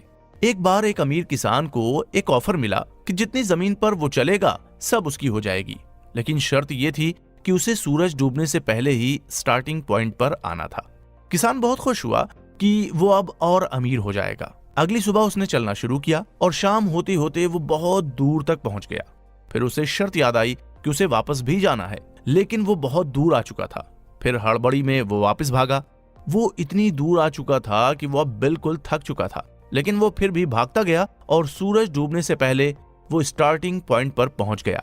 लेकिन पहुंचते ही वो बेहोश होकर गिर गया और मर गया। सारी जमीन उसकी हो चुकी थी, लेकिन अब उसे दफनाने के लिए सिर्फ एक छोटे टुकड़े की जरूरत थी। इस कहानी से बहुत जरूरी सबक ये मिलता है कि चाहे इंसान गरीब हो या अमीर, अगर वो लालच की तरफ भागेगा तो अंत बेहद ही बुरा होगा। 7वां, लैक ऑफ कन्विक्शन, अटूट विश्वास की कमी। ऑथर बताते हैं कि ये वो लोग हैं जो बीच का रास्ता चुनते हैं क्योंकि उन्हें खुद पर विश्वास नहीं होता। बाकी आप लोग जानते ही हो कि बीच सड़क पर चलने का अंजाम क्या होता है। ये लोग झुंड में एक भेड़ की तरह होते हैं जो खुद का कोई दिमाग नहीं लगाते, बस लोगों के पीछे चलते रहते हैं, भले ही वो काम अच्छा हो या बुरा। इसलिए खुद को पहचानें, खुद पर विश्वास रखें, खुद पर कभी भी डाउट न करें। दुनिया में 3 तरह के लोग होते हैं। 1, जो कुछ करते हैं। 2, जो होते हुए देखते हैं। 3, लोग जो हैरान होते हैं कि क्या हुआ। आप किस कैटेगरी में हैं? कमेंट करके जरूर बताइए। 8वां, अनविलिंगनेस टू प्लान। ऑथर बताते हैं कि यह दुर्भाग्य की बात है कि लोग पार्टी, वेकेशन की प्लानिंग में ज्यादा टाइम लगाते हैं कंपेयर टू अपनी लाइफ की प्लानिंग में। एक अच्छे और कामयाब इंसान के पास पूरी प्लानिंग होती है कि वो कब, क्या और कैसे करेगा। अगर उसका प्लान ए फेल होता है तो वो प्लान बी रखता है। इस तरह से उसके पास कई सारे ऑप्शंस होते हैं और उसे प्लानिंग से रिलेटेड कोई परेशानी नहीं होती है। अगर आपने भी आज तक कोई प्लानिंग नहीं की है तो आज ही प्लान बनाएं और इंप्लीमेंट करें। 9वां, प्रैक्टिकल प्लानिंग का ना होना। अब अगर आपने प्लानिंग कर भी ली तो वो प्रैक्टिकल नहीं है तो उसका भी कोई फायदा नहीं होता है। प्लानिंग बनाते टाइम ये जरूर ध्यान रखें कि क्या ये प्रैक्टिकली पॉसिबल है या नहीं। जब आप ये बात ध्यान में रख के प्लान बनाएंगे तो आपकी प्लानिंग ज्यादा बेहतर रिजल्ट देगी। 10वां, रैशनलाइजिंग यानी सिद्ध करना। ऑथर बताते हैं कि विनर्स हमेशा एनालाइज करते हैं, कंडीशंस को समझते हैं, लेकिन किसी गलती को सही साबित नहीं करते हैं। वहीं दूसरी तरफ लूजर्स के पास एक्सक्यूज की पूरी एक किताब होती है। वो बताते हैं कि ये मैं इसलिए नहीं कर पाया, ऐसे नहीं कर पाया। उनके कुछ एक्सक्यूजेस ऐसे होते हैं जैसे मैं अनलकी हूं, मेरी अभी उम्र कम है, मैं ज्यादा पढ़ा लिखा नहीं हूं, मेरे पास टाइम नहीं है, मैं छोटे गांव में पैदा हुआ, मैं देखने में सुंदर नहीं हूं, मेरे पास पैसा नहीं है, मेरी उम्र ज्यादा है, और ये लिस्ट चलती ही रहेगी, खत्म नहीं होगी। 11वां, नॉट लर्निंग फ्रॉम मिस्टेक्स, गलतियों से कुछ न सीखना। 12वां, अच्छे अवसरों को नजरअंदाज करना। 13वां, किसी भी कारण डर का होना। 14वां, डिसिप्लिन की कमी। 15वां, स्वाभिमान की कमी। 16वां, किसी काम का ज्ञान न होना। 17वां, किस्मत में अधिक विश्वास करना। 18वां, गोल का क्लियर न होना। 19वां, हिम्मत की कमी। 20वां, अपने टैलेंट को नहीं पहचानना। अगर आपके अंदर भी इनमें से कोई भी विशेषता है तो उसे आज ही छोड़कर आगे बढ़ें। मोटिवेशन। मोटिवेशन यानी प्रोत्साहन। प्रोत्साहन का मतलब है काम करने के लिए प्रेरित होना। ऑथर बताते हैं कि कुछ लोग दूसरों से मोटिवेट होते हैं और कुछ लोग खुद को मोटिवेट करते हैं। जीवन में सफल होने के लिए हमें खुद को मोटिवेट करना सीखना चाहिए। खुद को मोटिवेट करने को सेल्फ सजेशन भी कहते हैं। सेल्फ सजेशन का मतलब है अपने आप से पॉजिटिव बातें कहना। मोटिवेशन एक आग की तरह है, अगर आप इसमें तेल नहीं डालेंगे तो ये बुझ जाएगी, और ये तेल है आपके अंदर का बिलीफ। मोटिवेशन 2 तरह का होता है। पहला एक्सटर्नल मोटिवेशन, दूसरा इंटरनल मोटिवेशन। एक्सटर्नल मोटिवेशन वो होता है जो हमें बाहर से मिलता है। एग्जाम्पल के तौर पर पैसे कमाने का मोटिवेशन, समाज की बातें या किसी बात का डर। Fear motivation. एक कंपनी पेंशन प्लान बनाना चाहती थी, लेकिन प्लान को एक्शन में लाने के लिए सभी एम्प्लॉइज को साइन करने थे। जॉन को छोड़कर सभी ने साइन कर दिए थे। प्लान अच्छा था, इसलिए सभी लोगों ने पहले ही साइन कर दिए थे। सिर्फ जॉन ने साइन नहीं किए थे, इसलिए वो प्रोसेस कंप्लीट नहीं हो पा रहा था। जॉन के सभी साथियों ने उसे साइन करने के लिए मनाया, लेकिन जॉन नहीं माना। फिर कंपनी मालिक ने जॉन को अपने ऑफिस में बुलाया और कहा, जॉन, यहाँ एक पेन है और ये वो कागज है जिस पर आपको पेंशन प्लान में एनरोल करने के लिए साइन करने हैं। अगर आप साइन नहीं करते हैं तो आपको इसी मिनट निकाल दिया जाता है। जॉन ने बिना देरी किए साइन कर दिए। मालिक ने जॉन से पूछा कि उसने पहले साइन क्यों नहीं किया। जॉन ने जवाब दिया, किसी ने प्लान को ऐसे नहीं समझाया था जैसे आपने समझाया। ये बिल्कुल आम बात है कि कोई शिकार करने के लिए भाग रहा तो कोई शिकार न बने इसलिए भाग रहा है। दोनों के ही मोटिवेशन अलग अलग हैं। इंटरनल मोटिवेशन वो होता है जो हमें अंदर से मिलता है, जैसे कुछ करने की इच्छा, गर्व, जिम्मेदारी और विश्वास।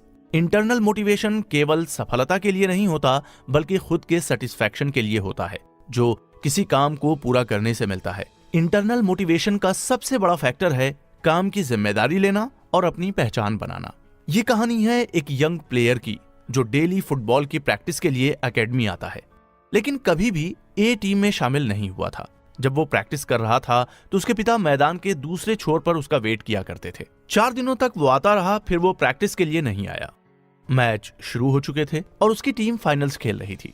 वो फाइनल वाले दिन गया और कोच के पास पहुंचा और बोला कि कोच, आपने मुझे हमेशा रिजर्व में रखा है और मैच में कभी खेलने नहीं दिया, प्लीज आज मुझे खेलने दो। कोच ने कहा, बेटा मुझे माफ कर दो, मैं तुम्हें खेलने नहीं दे सकता।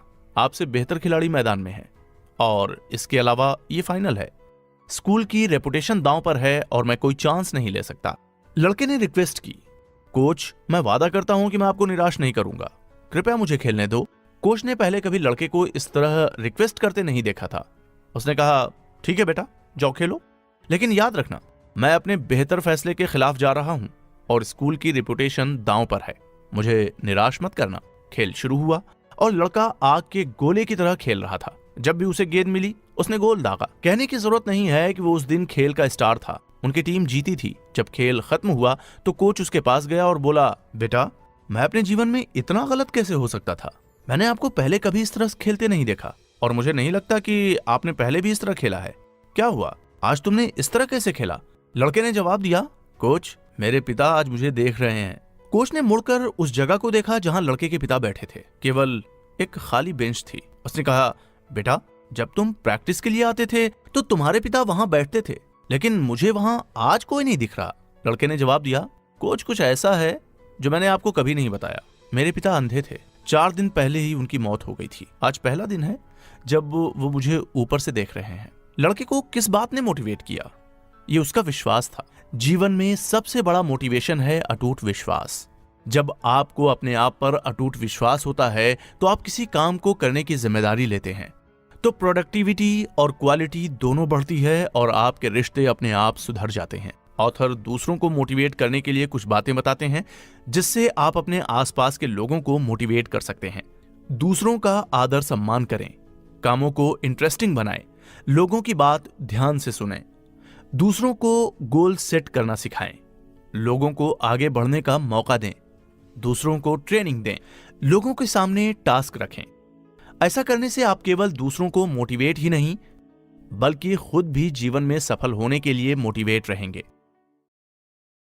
Self esteem. सेल्फ स्टीम यानी आत्मसम्मान। आत्मसम्मान का मतलब है कि हम अपने बारे में कैसा महसूस करते हैं। आत्मसम्मान सफलता का एक महत्वपूर्ण अंग है।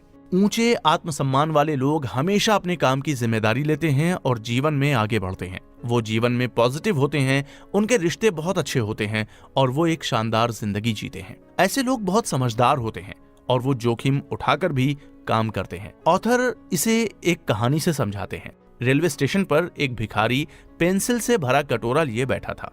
एक यंग एग्जीक्यूटिव पास से गुजरा और कटोरे में $1 गिरा दिया, लेकिन कोई पेंसिल नहीं ली। फिर वो ट्रेन में चढ़ गया, लेकिन दरवाजा बंद होने से ठीक पहले एग्जीक्यूटिव अचानक ट्रेन से बाहर निकल गया और भिखारी के पास वापस चला गया। उसने पेंसिलों का एक गुच्छा पकड़ा और कहा, मैं कुछ पेंसिलें लूंगा, क्या उनकी कीमत सही है? आखिरकार आप एक सेल्समैन हैं और मैं भी। और वो ट्रेन में वापस चला गया। 6 महीने बाद वो एग्जीक्यूटिव एक पार्टी में शामिल हुआ। भिखारी भी वहां था, सूट और टाई पहने।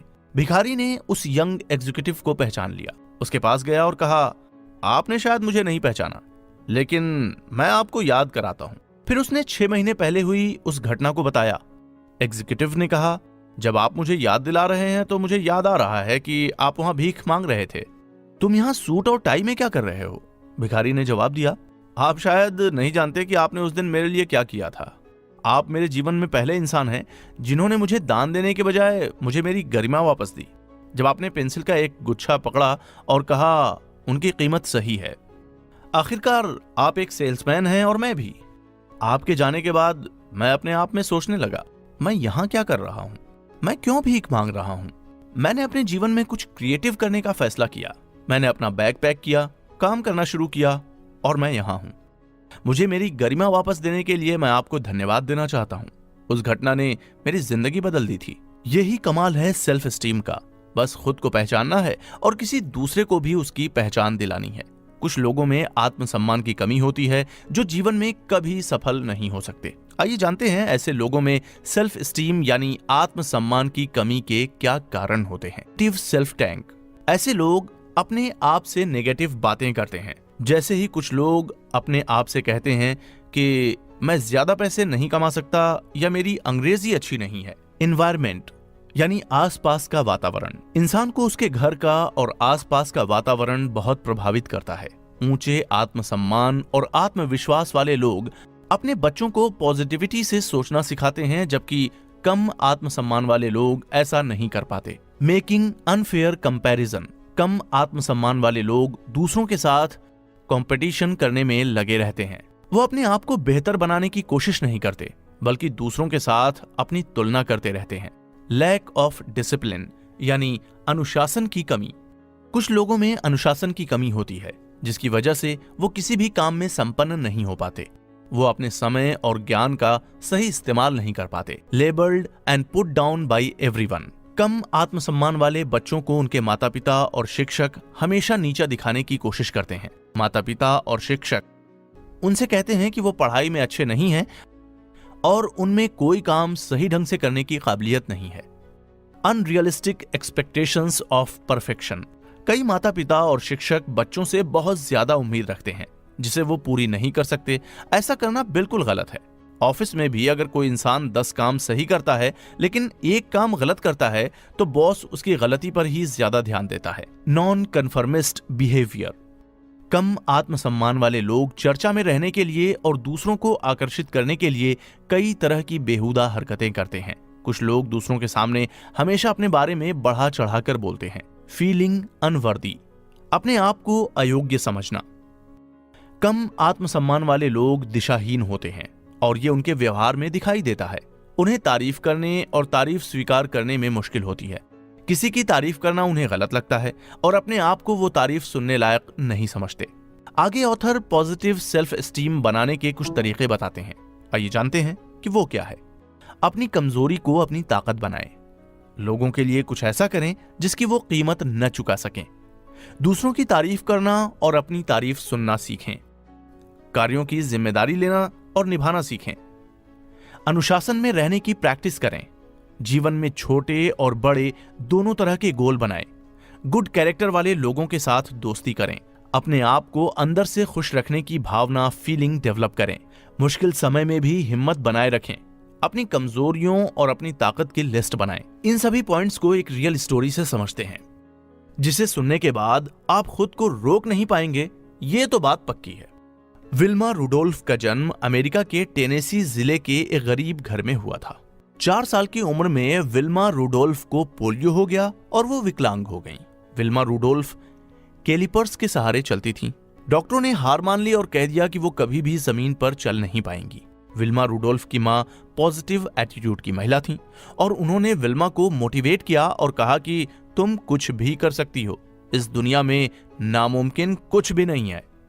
विल्मा ने अपनी मां से कहा, क्या मैं दुनिया की सबसे तेज धावक बन सकती हूँ? मां ने विल्मा से कहा कि ईश्वर पर विश्वास, मेहनत और लगन से तुम जो चाहो वो हासिल कर सकती हो। 9 साल की उम्र में उसने जिद करके अपने ब्रेस निकलवा दिए और चलना शुरू किया। कैलिपर्स उतार देने के बाद चलने की कोशिश में वो कई बार चोटिल हुई और दर्द को सहन करती रही, लेकिन उसने हिम्मत नहीं हारी और लगातार कोशिश करती गई। आखिर में जीत उसी की हुई और 1-2 साल बाद वो बिना किसी सहारे के चलने में कामयाब हो गई। उसने 13 वर्ष की उम्र में अपनी पहली रेस कंपटीशन में हिस्सा लिया और सबसे आखिरी पोजीशन पर आई, लेकिन उसने हार नहीं मानी और लगातार रेस कंपटीशन में हिस्सा लेती गई।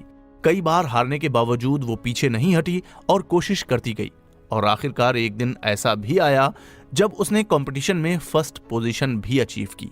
15 वर्ष की उम्र में उसने टेनेसी स्टेट यूनिवर्सिटी में एडमिशन लिया, जहां उसे कोच एड टेम्पल मिले।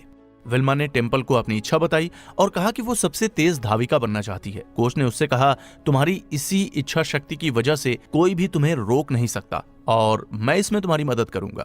विल्मा ने लगातार कड़ी मेहनत की और आखिरकार उसे ओलंपिक में पार्टिसिपेट करने का मौका मिल ही गया। विल्मा का सामना एक ऐसी धाविका जुत्ता हेन से हुआ जिसे अभी तक कोई नहीं हरा सका था। पहली रेस 100 मीटर की थी, जिसमें विल्मा ने जुत्ता को हराकर गोल्ड मेडल जीत लिया, और दूसरी रेस 200 मीटर में भी विल्मा के सामने जुत्ता ही थी, जिसमें भी विल्मा ने जुत्ता को हरा दिया और दूसरा गोल्ड मेडल जीत लिया। तीसरी रेस 400 मीटर की रिले रेस थी और विल्मा का मुकाबला एक बार फिर जुत्ता से ही था। रिले में रेस का आखिरी हिस्सा टीम का सबसे तेज एथलीट ही दौड़ता है। विल्मा की टीम के 3 लोग रिले रेस के शुरुआती 3 हिस्से में दौड़े और आसानी से बेटन बदली। जब विल्मा के दौड़ने की बारी आई, उससे बेटन छूट गई, लेकिन विल्मा ने देख लिया कि दूसरे छोर पर जुत्ता हेन तेजी से दौड़ी चली आ रही है। विल्मा ने गिरी हुई बेटन उठाई और मशीन की तरह तेजी से दौड़ी तथा जुत्ता को तीसरी बार भी हराया और अपना तीसरा गोल्ड मेडल जीता। इस तरह एक विकलांग महिला, जिसे डॉक्टरों ने कह दिया था कि वो कभी चल ही नहीं पाएगी, दुनिया की सबसे तेज धाविका बन गई और ये साबित कर दिया कि इस दुनिया में नामुमकिन कुछ भी नहीं, बस जरूरत है तो अपनी कमजोरियों को अपनी ताकत बनाने की। The importance of interpersonal skills. आपसी मेलजोल का मतलब है कि लोगों से बातचीत और व्यवहार करने का सही तरीका।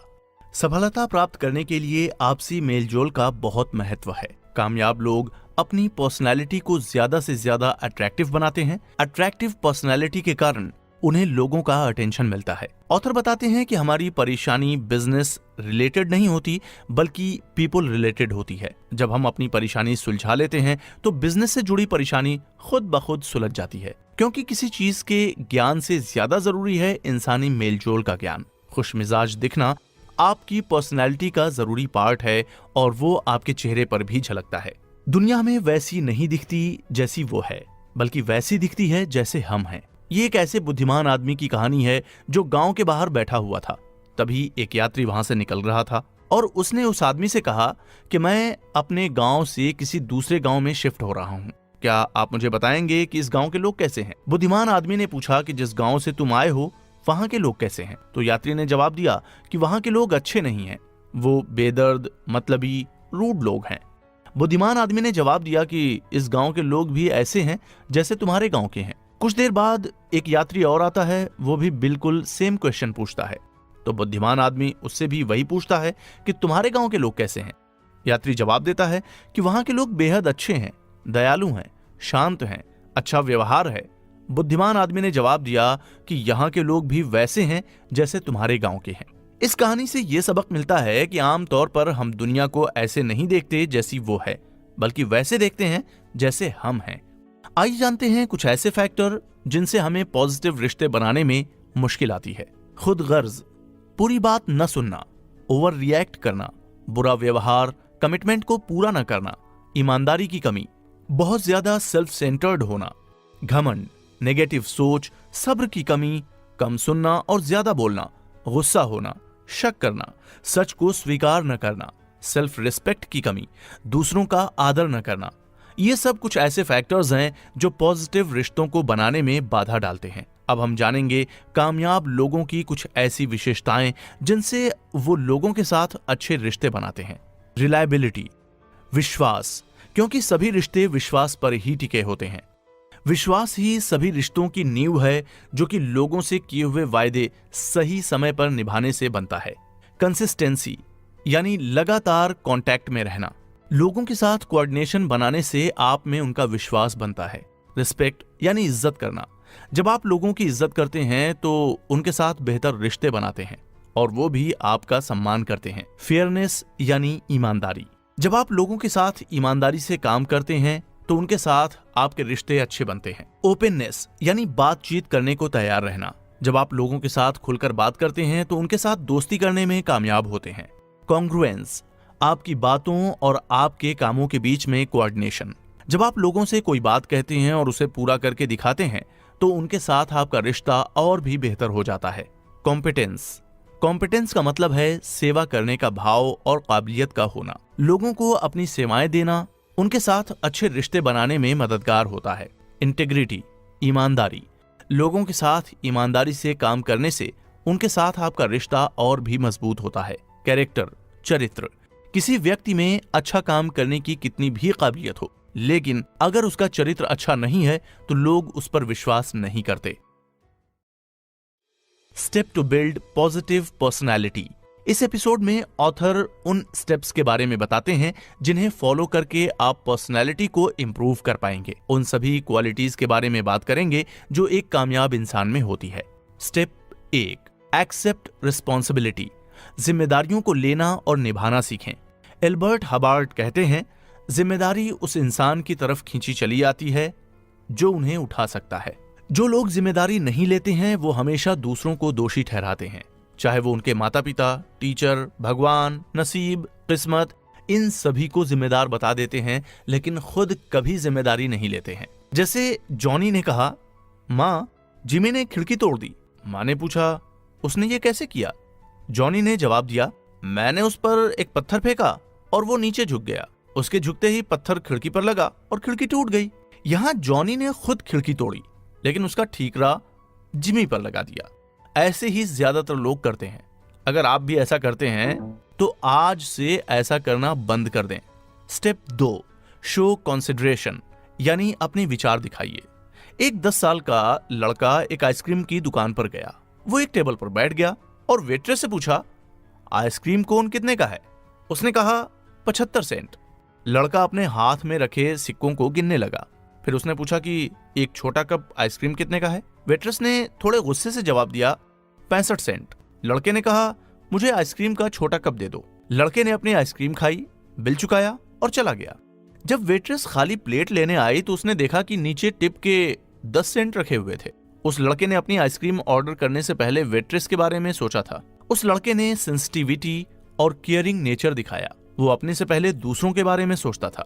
अगर हम सब भी उस छोटे लड़के की तरह सोचें तो ये दुनिया कितनी खूबसूरत हो जाएगी। आपको भी जब कोई मौका मिले तो दूसरों के बारे में जरूर सोचें। Step 3, think win win. एक आदमी मर गया था और यमराज ने उससे पूछा कि तुम कहां जाना चाहते हो, स्वर्ग में या नर्क में? आदमी ने कहा कि डिसाइड करने से पहले मैं दोनों को देखना चाहता हूं। यमराज पहले उसे नर्क में ले गया। एक बड़े हॉल में टेबल के चारों तरफ लोग बैठे थे, बिल्कुल उदास।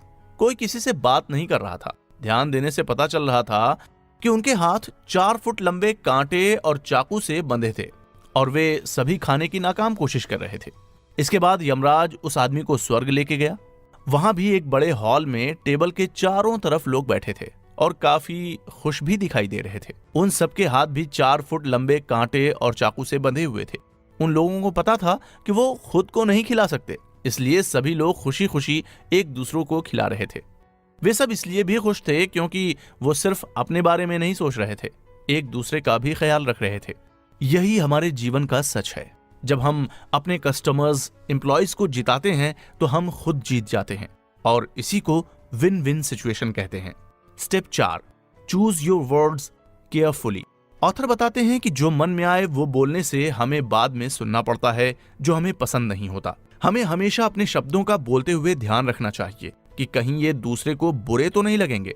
जब हम ये सोच के बोलेंगे तो शायद कभी भी हम कुछ गलत बोल पाएंगे। हमेशा सोच के बोलें, न कि बोलने के बाद सोचें, क्योंकि जो चोट शब्दों से लग सकती है वो किसी और चीज से नहीं। एक बार एक किसान ने अपने पड़ोसी को बहुत बुरा भला कह दिया था। अपनी गलती का एहसास होने पर वो एक साधु के पास माफी मांगने गया। साधु ने उससे कहा कि वो पंखों का एक थैला लेकर शहर के बीचों बीच गिरा दे। किसान से जैसा कहा गया था उसने वैसा ही किया। फिर साधु ने उसे जाकर पंख लेने और वापस बैग में रखने को कहा। किसान ने बहुत कोशिश की लेकिन नहीं कर सका क्योंकि पंख उड़ चुके थे। जब वो खाली थैला लेकर लौटा तो साधु ने कहा, तुम्हारी बातों के बारे में भी यही बात सच है। तुमने उन शब्दों को बोल तो दिया था लेकिन अब वापस नहीं ले सकते। इसलिए हमें हमेशा अपने शब्दों का चयन सोच समझकर करना चाहिए। कई बार हमारे शब्द ही होते हैं जो रिश्तों को बनाते वो बिगाड़ देते हैं। Step 5, don't criticise and complain. Author कहते हैं कि लोगों की आलोचना करना बंद करें, क्योंकि कई बार आलोचना का बहुत गलत प्रभाव पड़ता है। इसलिए कब, कहां, किससे क्या बोलना है इस बात का ध्यान रखें और आलोचना करने से बचें। जब भी आपको किसी की आलोचना करनी पड़े तो हमेशा अकेले में करें और तारीफ लोगों के बीच में। ये आपकी पर्सनैलिटी में निखार लाएगा और लीडरशिप क्वालिटी भी पैदा होगी। जब एक कोच आलोचना करता है तो वो आपको बेहतर बनाने के लिए करता है। उससे मोटिवेट होकर काम करें। कभी भी आलोचना करनी बहुत जरूरी हो तो हमेशा सिर्फ काम की करें, काम करने वाले की नहीं। आपसी लड़ाई को बीच में ना लाएं। काम की आलोचना कर सकते हैं लेकिन उसके इरादे की नहीं। हमेशा कंप्लेन करने वाले न बने। लोग कंप्लेन करने वालों को पसंद नहीं करते। कुछ लोगों की आदत होती है कि हर चीज की शिकायत करें। गर्मी होती है तो बोलते हैं कि बहुत गर्मी है, ठंड होती है तो बोलते हैं कि बहुत ठंड है। कुल मिलाकर उन्हें शिकायत ही करनी होती है। आप उन्हें नहीं रोक सकते क्योंकि वो उनकी आदत बन चुकी होती है। Step 6, smile and be kind. कहते हैं ना, थोड़ी सी हंसी, थोड़ी सी मुस्कान, बस यही है खुशी की असली पहचान। चेहरे की मुस्कुराहट हमारे दिन को खुश मिजाज बना देता है। ऐसा कहा जाता है ना कि एक हंसमुख चेहरा एक साधारण चेहरे से काफी ज्यादा बेहतर है। जो व्यक्ति हमेशा हंसमुख रहता है, खुशी में बात करता है, उस व्यक्ति से बात करने में भी हमें कोई दिक्कत नहीं आती और हमें उनसे बात करना भी पसंद होता है। Step 7, be a good listener. हर एक की सुनो और हर एक से सीखो, क्योंकि हर कोई कुछ नहीं जानता लेकिन हर एक कुछ ना कुछ जरूर जानता है। एक अच्छा लिसनर ही एक अच्छा स्पीकर हो सकता है। जब तक आप लोगों में उनकी बात सुनकर इंटरेस्ट नहीं दिखाएंगे तब तक वो लोग भी आपको नहीं सुनेंगे। इसलिए हमेशा लोगों की बात ध्यान से सुनें और इंटरेस्ट बना के रखें। यही एक अच्छी पर्सनैलिटी की खूबी होती है। Step 8, be enthusiastic. उत्साह आपके जीवन का पावर हाउस है। यदि आप उत्साही बनना चाहते हैं, उत्साहित होकर काम करें। Step 9, give honest and sincere application. हमेशा दूसरों की सच्ची प्रशंसा करें और किसी ना किसी बात पर अप्रिशिएट करें। यह करने से हमारा कुछ नहीं जाता लेकिन सामने वाले में नया जोश भर जाता है। आखिरकार तारीफ किसे पसंद नहीं होती। अच्छी पर्सनालिटी डेवलप करने के लिए लोगों की सच्ची तारीफ करने की आदत डालें। Step 10, when you make a mistake accept it and move on. यानी जब भी आप कोई गलती करें तो उसे खुद ही मान लें और आगे बढ़ें। यह करने से लोगों के दिल में आपकी इज्जत बढ़ जाएगी। कभी भी अपनी गलती को छिपाएं नहीं। Step 11, discuss but don't argue. मतलब यह कि लोगों के साथ सलाह मशविरा करें लेकिन बहस कभी ना करें, क्योंकि बहस का कोई अंत नहीं होता। बहस से बचने का सबसे अच्छा तरीका है कि बहस करें ही ना। Step 12, don't gossip. यह आमतौर पर स्कूल्स, कॉलेजेस, कॉर्पोरेट सेक्टर में आम बात है, लेकिन एक अच्छी पर्सनालिटी वाला आदमी कभी यह नहीं करता। वो हमेशा गॉसिप्स जैसी चीजों से दूर रहता है। Step 13, turn your promise into commitments. अपने किए हुए वादों को पूरा करके दिखाइए। इससे लोग आपको बात का पक्का इंसान मानेंगे और आपके पीछे भी वो आपकी तारीफ करेंगे। ऑथर के बताए गए इन सभी स्टेप्स को फॉलो करना शुरू करें और कमेंट करके बताएं कि आपके अंदर पहले से ही कौन सी क्वालिटी है। सबकॉन्शियस माइंड एंड हैबिट्स, हमारा अवचेतन मन और आदतें। इस एपिसोड में हम जानेंगे कि पॉजिटिव आदतें और अच्छा कैरेक्टर कैसे बनाएं।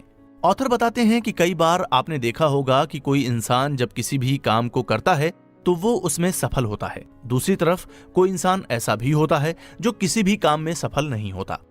लोग अक्सर अच्छी किस्मत और बुरी किस्मत में यकीन करते हैं, लेकिन अगर हम ध्यान से देखें तो हमें यह पता चल जाएगा कि सफल इंसान सही दिशा में कोई ना कोई काम कर रहा होता है और असफल व्यक्ति किसी न किसी गलती को दोहराता रहता है। हमारा व्यवहार हमारी सोच पर निर्भर नहीं करता, वो तो हमारी आदतों पर निर्भर करता है। वो आदतें जो हमारे काबू में नहीं है। अगर हम अपने लिए अच्छी आदतें नहीं बनाते तो बुरी आदतें अपने आप बन जाती हैं। यानी कि अगर आप खुद को अपग्रेड नहीं कर रहे तो खुद ब खुद आप डिग्रेड होते चले जाएंगे। जैसा कि इस बुक का ट्रेडमार्क है कि winners don't do different things, they do things differently. मतलब जीतने वाले लोग कोई अलग काम नहीं करते, बस वो काम को अलग तरीके से करते हैं। ऑथर बताते हैं कि बहुत बार मुझसे लोग एक सवाल पूछते हैं कि जीतने वाले लोग क्या अलग करते हैं। मेरा जवाब हमेशा सेम होता है कि वो लोग उन आदतों को अपने अंदर बनाते हैं जो हारने वाले लोग नहीं बनाते।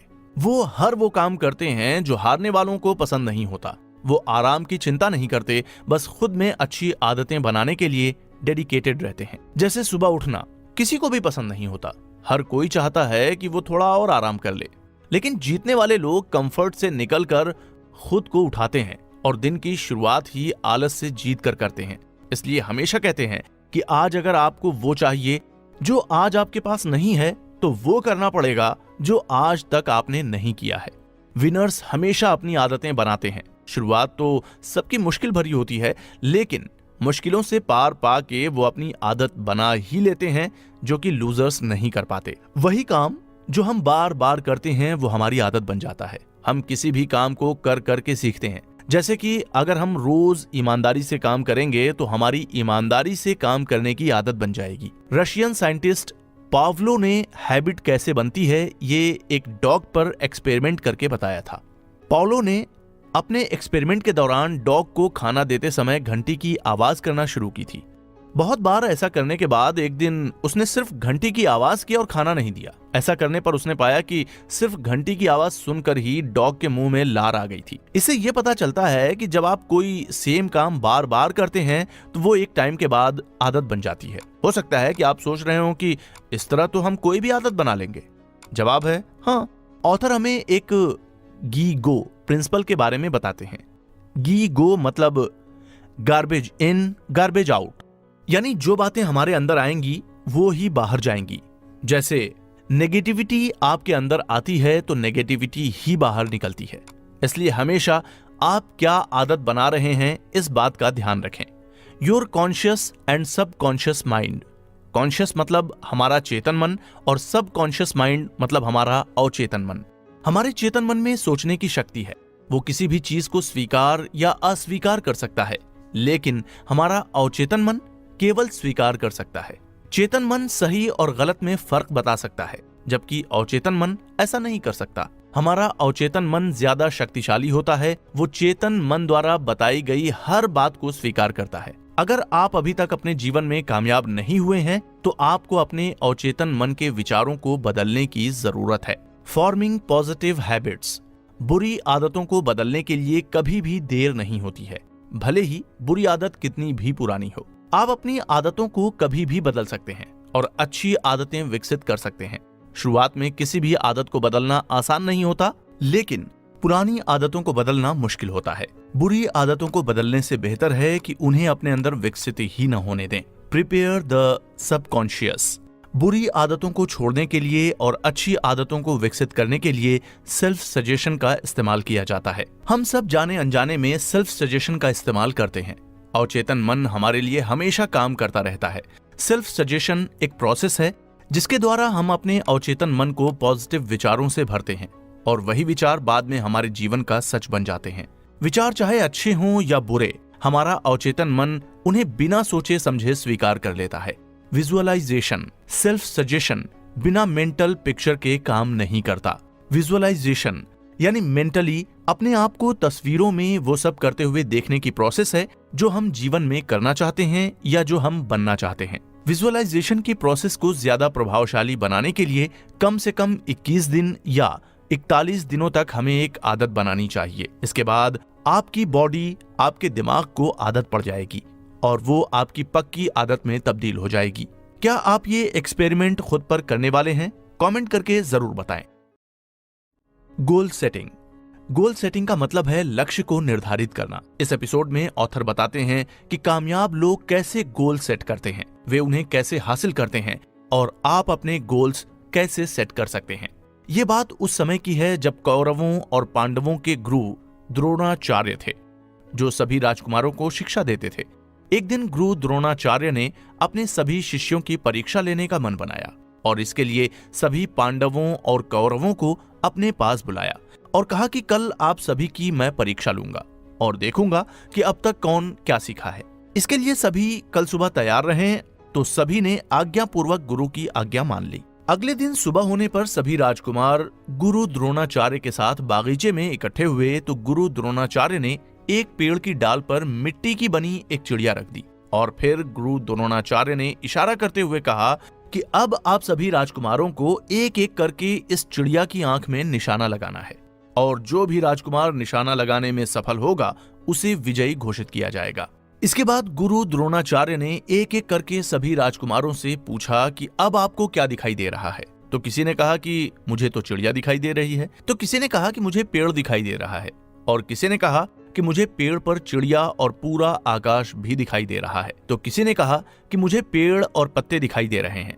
ऐसा करके सबने कुछ न कुछ बताया, लेकिन पांडव राजकुमार अर्जुन ने कोई जवाब नहीं दिया था। लेकिन गुरु द्रोणाचार्य किसी के जवाब से खुश दिखाई नहीं दे रहे थे और तब गुरु द्रोणाचार्य ने अर्जुन से पूछा कि सबने कुछ न कुछ बताया, लेकिन अर्जुन तुमने कोई जवाब नहीं दिया, क्या तुम्हें कुछ दिखाई नहीं दिया? तो अर्जुन तुरंत बोल पड़े कि हे गुरुदेव, मुझे माफ करना, क्योंकि मुझे तो बस चिड़िया की आंख दिखाई दे रही है। अर्जुन का ये जवाब सुनकर गुरु द्रोणाचार्य बहुत खुश हुए और अर्जुन को निशाना लगाने को कहा। फिर क्या था, अर्जुन ने तुरंत चिड़िया की आंख में निशाना लगा दिया और निशाना एकदम सटीक था चिड़िया की आंख में। गुरु ने सभी राजकुमारों को समझाया कि हमने शुरू में ही कहा था कि चिड़िया की आंख में निशाना लगाना है, तो सबको चिड़िया की आंख पर ही ध्यान देना चाहिए था, लेकिन सबने अपना ध्यान कहीं और लगा लिया, इसलिए सभी अपने लक्ष्य से चूक गए। इसलिए सबको हमेशा अपने लक्ष्य पर ध्यान देना चाहिए, तभी आप जीतेंगे। जब तक हमारा पूरा फोकस अपने गोल पर नहीं होता तब तक उसे पाना बहुत मुश्किल है, लेकिन फोकस बनाना एक स्किल है और इसे सीखा जा सकता है। गोल सेट करने की इंपॉर्टेंस। अगर आप एक कागज और एक लेंस को धूप में रखें और अगर लेंस को कागज के ऊपर हिलाते रहेंगे तो वो कागज को जला नहीं पाएगा। अगर आप लेंस को कागज के किसी एक हिस्से पर फोकस करेंगे तो फिर वो कागज को जला देगा। असफल लोग अपना गोल सेट नहीं करते और जो करते भी हैं वो अपना ध्यान गोल पर फोकस नहीं करते। वहीं कामयाब लोग गोल सेट करते हैं और अपना पूरा ध्यान पूरी तरह से गोल पर फोकस करके रखते हैं। गोल्स एंड ड्रीम्स, लक्ष्य और सपने। अक्सर लोग अपने सपनों को ही गोल्स समझ लेते हैं, लेकिन दोनों में बहुत बड़ा अंतर है। सपने सिर्फ चाहत से बढ़कर और कुछ नहीं होते, जबकि गोल को पूरा करने के लिए एक प्रैक्टिकल प्लानिंग और टाइम बाउंडेशन होती है। गोल केवल सेट करने से नहीं बल्कि लगन से मेहनत करने से पूरे होते हैं। ऑथर बताते हैं कि हमारा गोल हमेशा स्मार्ट होना चाहिए। एस मीन्स स्पेसिफिक, यानी जो भी आपको चाहिए वो क्लियर हो। जैसे मुझे वजन कम करना है, ये सिर्फ एक ख्वाहिश है। मुझे 10 किलो वजन 1 महीने में कम करना है, ये क्लियर है, तब जाके ये गोल बना। एम मीन्स मिजरेबल, यानी आप जो भी गोल डिसाइड करें वो मिजरेबल हो, ऐसा न हो जो मुमकिन नहीं है। ए मीन्स अचीवेबल, मतलब आपका गोल ना तो बहुत आसान हो और ना बहुत मुश्किल, ऐसा हो जिसके लिए आपको मेहनत करनी पड़े तब जाके मिले। आर मीन्स रियलिस्टिक, यानी कि जिसकी संभावना हो ऐसा ही गोल बनाएं। ऐसा नहीं कि 1 घंटे में 20 किलो वजन कम कर दूंगा, वो अनरियलिस्टिक हो जाएगा। टी मीन्स टाइम बाउंड, मतलब कि आपके गोल की कोई डेडलाइन हो, तभी आप उसे पूरा करने के लिए मोटिवेट होंगे, नहीं तो वो गोल ऐसा ही पड़ा रहेगा और कभी पूरा नहीं हो पाएगा। उम्मीद करते हैं कि आपको गोल सेट करना आ गया होगा। आप भी आज ही अपना गोल बनाएं, वो भी स्मार्ट तरीके से। Values and vision. अब हम आ चुके हैं इस ऑडियो समरी के लास्ट एपिसोड में, जिसमें आपके साथ 2 कहानियां शेयर की जाएंगी। कमेंट करके जरूर बताइएगा कि कौन सी कहानी ने आप पर ज्यादा प्रभाव डाला। किसी भी कामयाब व्यक्ति को इस बात के लिए सम्मानित नहीं किया जाता कि उसने समाज से क्या लिया। कामयाब लोगों को इस बात के लिए सम्मानित किया जाता है कि उन्होंने समाज को क्या दिया। गुण और सदाचार कभी विरासत में नहीं मिलते, हमें सही कामों की प्रायोरिटी देनी पड़ती है। अगर हम आने वाली पीढ़ियों को पॉजिटिविटी से प्रभावित करना चाहते हैं, क्योंकि आने वाली पीढ़ियां हमसे बहुत कुछ सीखती हैं। जब हमारे वैल्यू सिस्टम साफ नहीं होते तो क्या होता है, आइए जानते हैं किंग मिडास की स्टोरी से। राजा मिडास को अपने सोने से बहुत प्रेम था। उसे सोना इतना पसंद था कि उसने अपनी बेटी का नाम भी सोनपरी रखा था। अपने जीवन में राजा को सिर्फ 2 ही चीजें अच्छी लगती थीं, एक सोना और दूसरी उसकी बेटी सोनपरी। राजा मिडास अपना सारा सोना एक तहखाने में रखता था और हर रोज उसे गिनता था। उसकी इस आदत पर रानी कहती, महाराज, अगर आप ऐसे रोज अपना सोना गिनेंगे तो एक दिन ये सारा सोना गायब हो जाएगा। रानी की बातों पर राजा मिडास बहुत नाराज होता था। वो कहता था, अरे रानी, तुम बिल्कुल नहीं समझती, ये सोना बहुत जरूरी होता है। दुनिया में इससे ज्यादा खूबसूरत और कीमती चीज कुछ भी नहीं है। इस तरह हर रोज राजा अपना सोना गिनता और उसका सोने के प्रति लगाव बढ़ता ही चला जाता था। अब राजा दिन ब दिन लालची होता जा रहा था। जहां एक तरफ राजा को सोने से इतना प्यार था और उसकी राजकुमारी सोनपरी, उसे तो सोने में कोई दिलचस्पी ही नहीं थी। दिन भर वो बागीचे में खेलती और उसे प्रकृति से बहुत प्यार था। अब धीरे धीरे राजा मिडास इतना लालची होता चला गया कि उसे लगा कि दुनिया का सबसे अमीर आदमी बनना चाहिए। धीरे धीरे उसकी ये चाह कब पागलपन में बदल गई, पता ही नहीं चला। एक दिन उसने अमीर आदमी बनने के लिए भगवान से प्रार्थना करने के बारे में सोचा। उसने खाना पीना छोड़कर भगवान का ध्यान करना शुरू कर दिया। कई दिन बीत गए, लेकिन राजा ने अपनी प्रार्थना से अपना ध्यान बिल्कुल भी भंग नहीं होने दिया। अंत में भगवान बहुत खुश हो जाते हैं और उसे दर्शन देने पहुंचे। भगवान ने कहा, बताओ तुम्हें क्या चाहिए? राजा ने कहा, भगवान, मुझे ऐसी शक्ति दो कि मैं जिस भी चीज को छू लूं वो सोने की बन जाए। भगवान ने उसे वरदान दे दिया और कहा, एक बात हमेशा याद रखना कि सोने से तुम हर खुशी नहीं खरीद सकते। ऐसा कहकर भगवान गायब हो गए। राजा तो अब खुशी के मारे झूमने लगा। वो महल की हर छोटी बड़ी चीज को छूने लगा। हर चीज सोने में बदलती जा रही थी। उसकी खुशी का तो ठिकाना ही नहीं रहा। राजा बागीचे में पहुंचा और पेड़ पौधों को छू छू कर सोने में बदलने लगा। अब राजा मिडास थक गया था। उसे भूख लगने लगी थी। वो खाना खाने के लिए महल में गया और अपनी सोने की कुर्सी और टेबल पर जाकर बैठ गया। टेबल पर बहुत सारी चीजें थी खाने के लिए।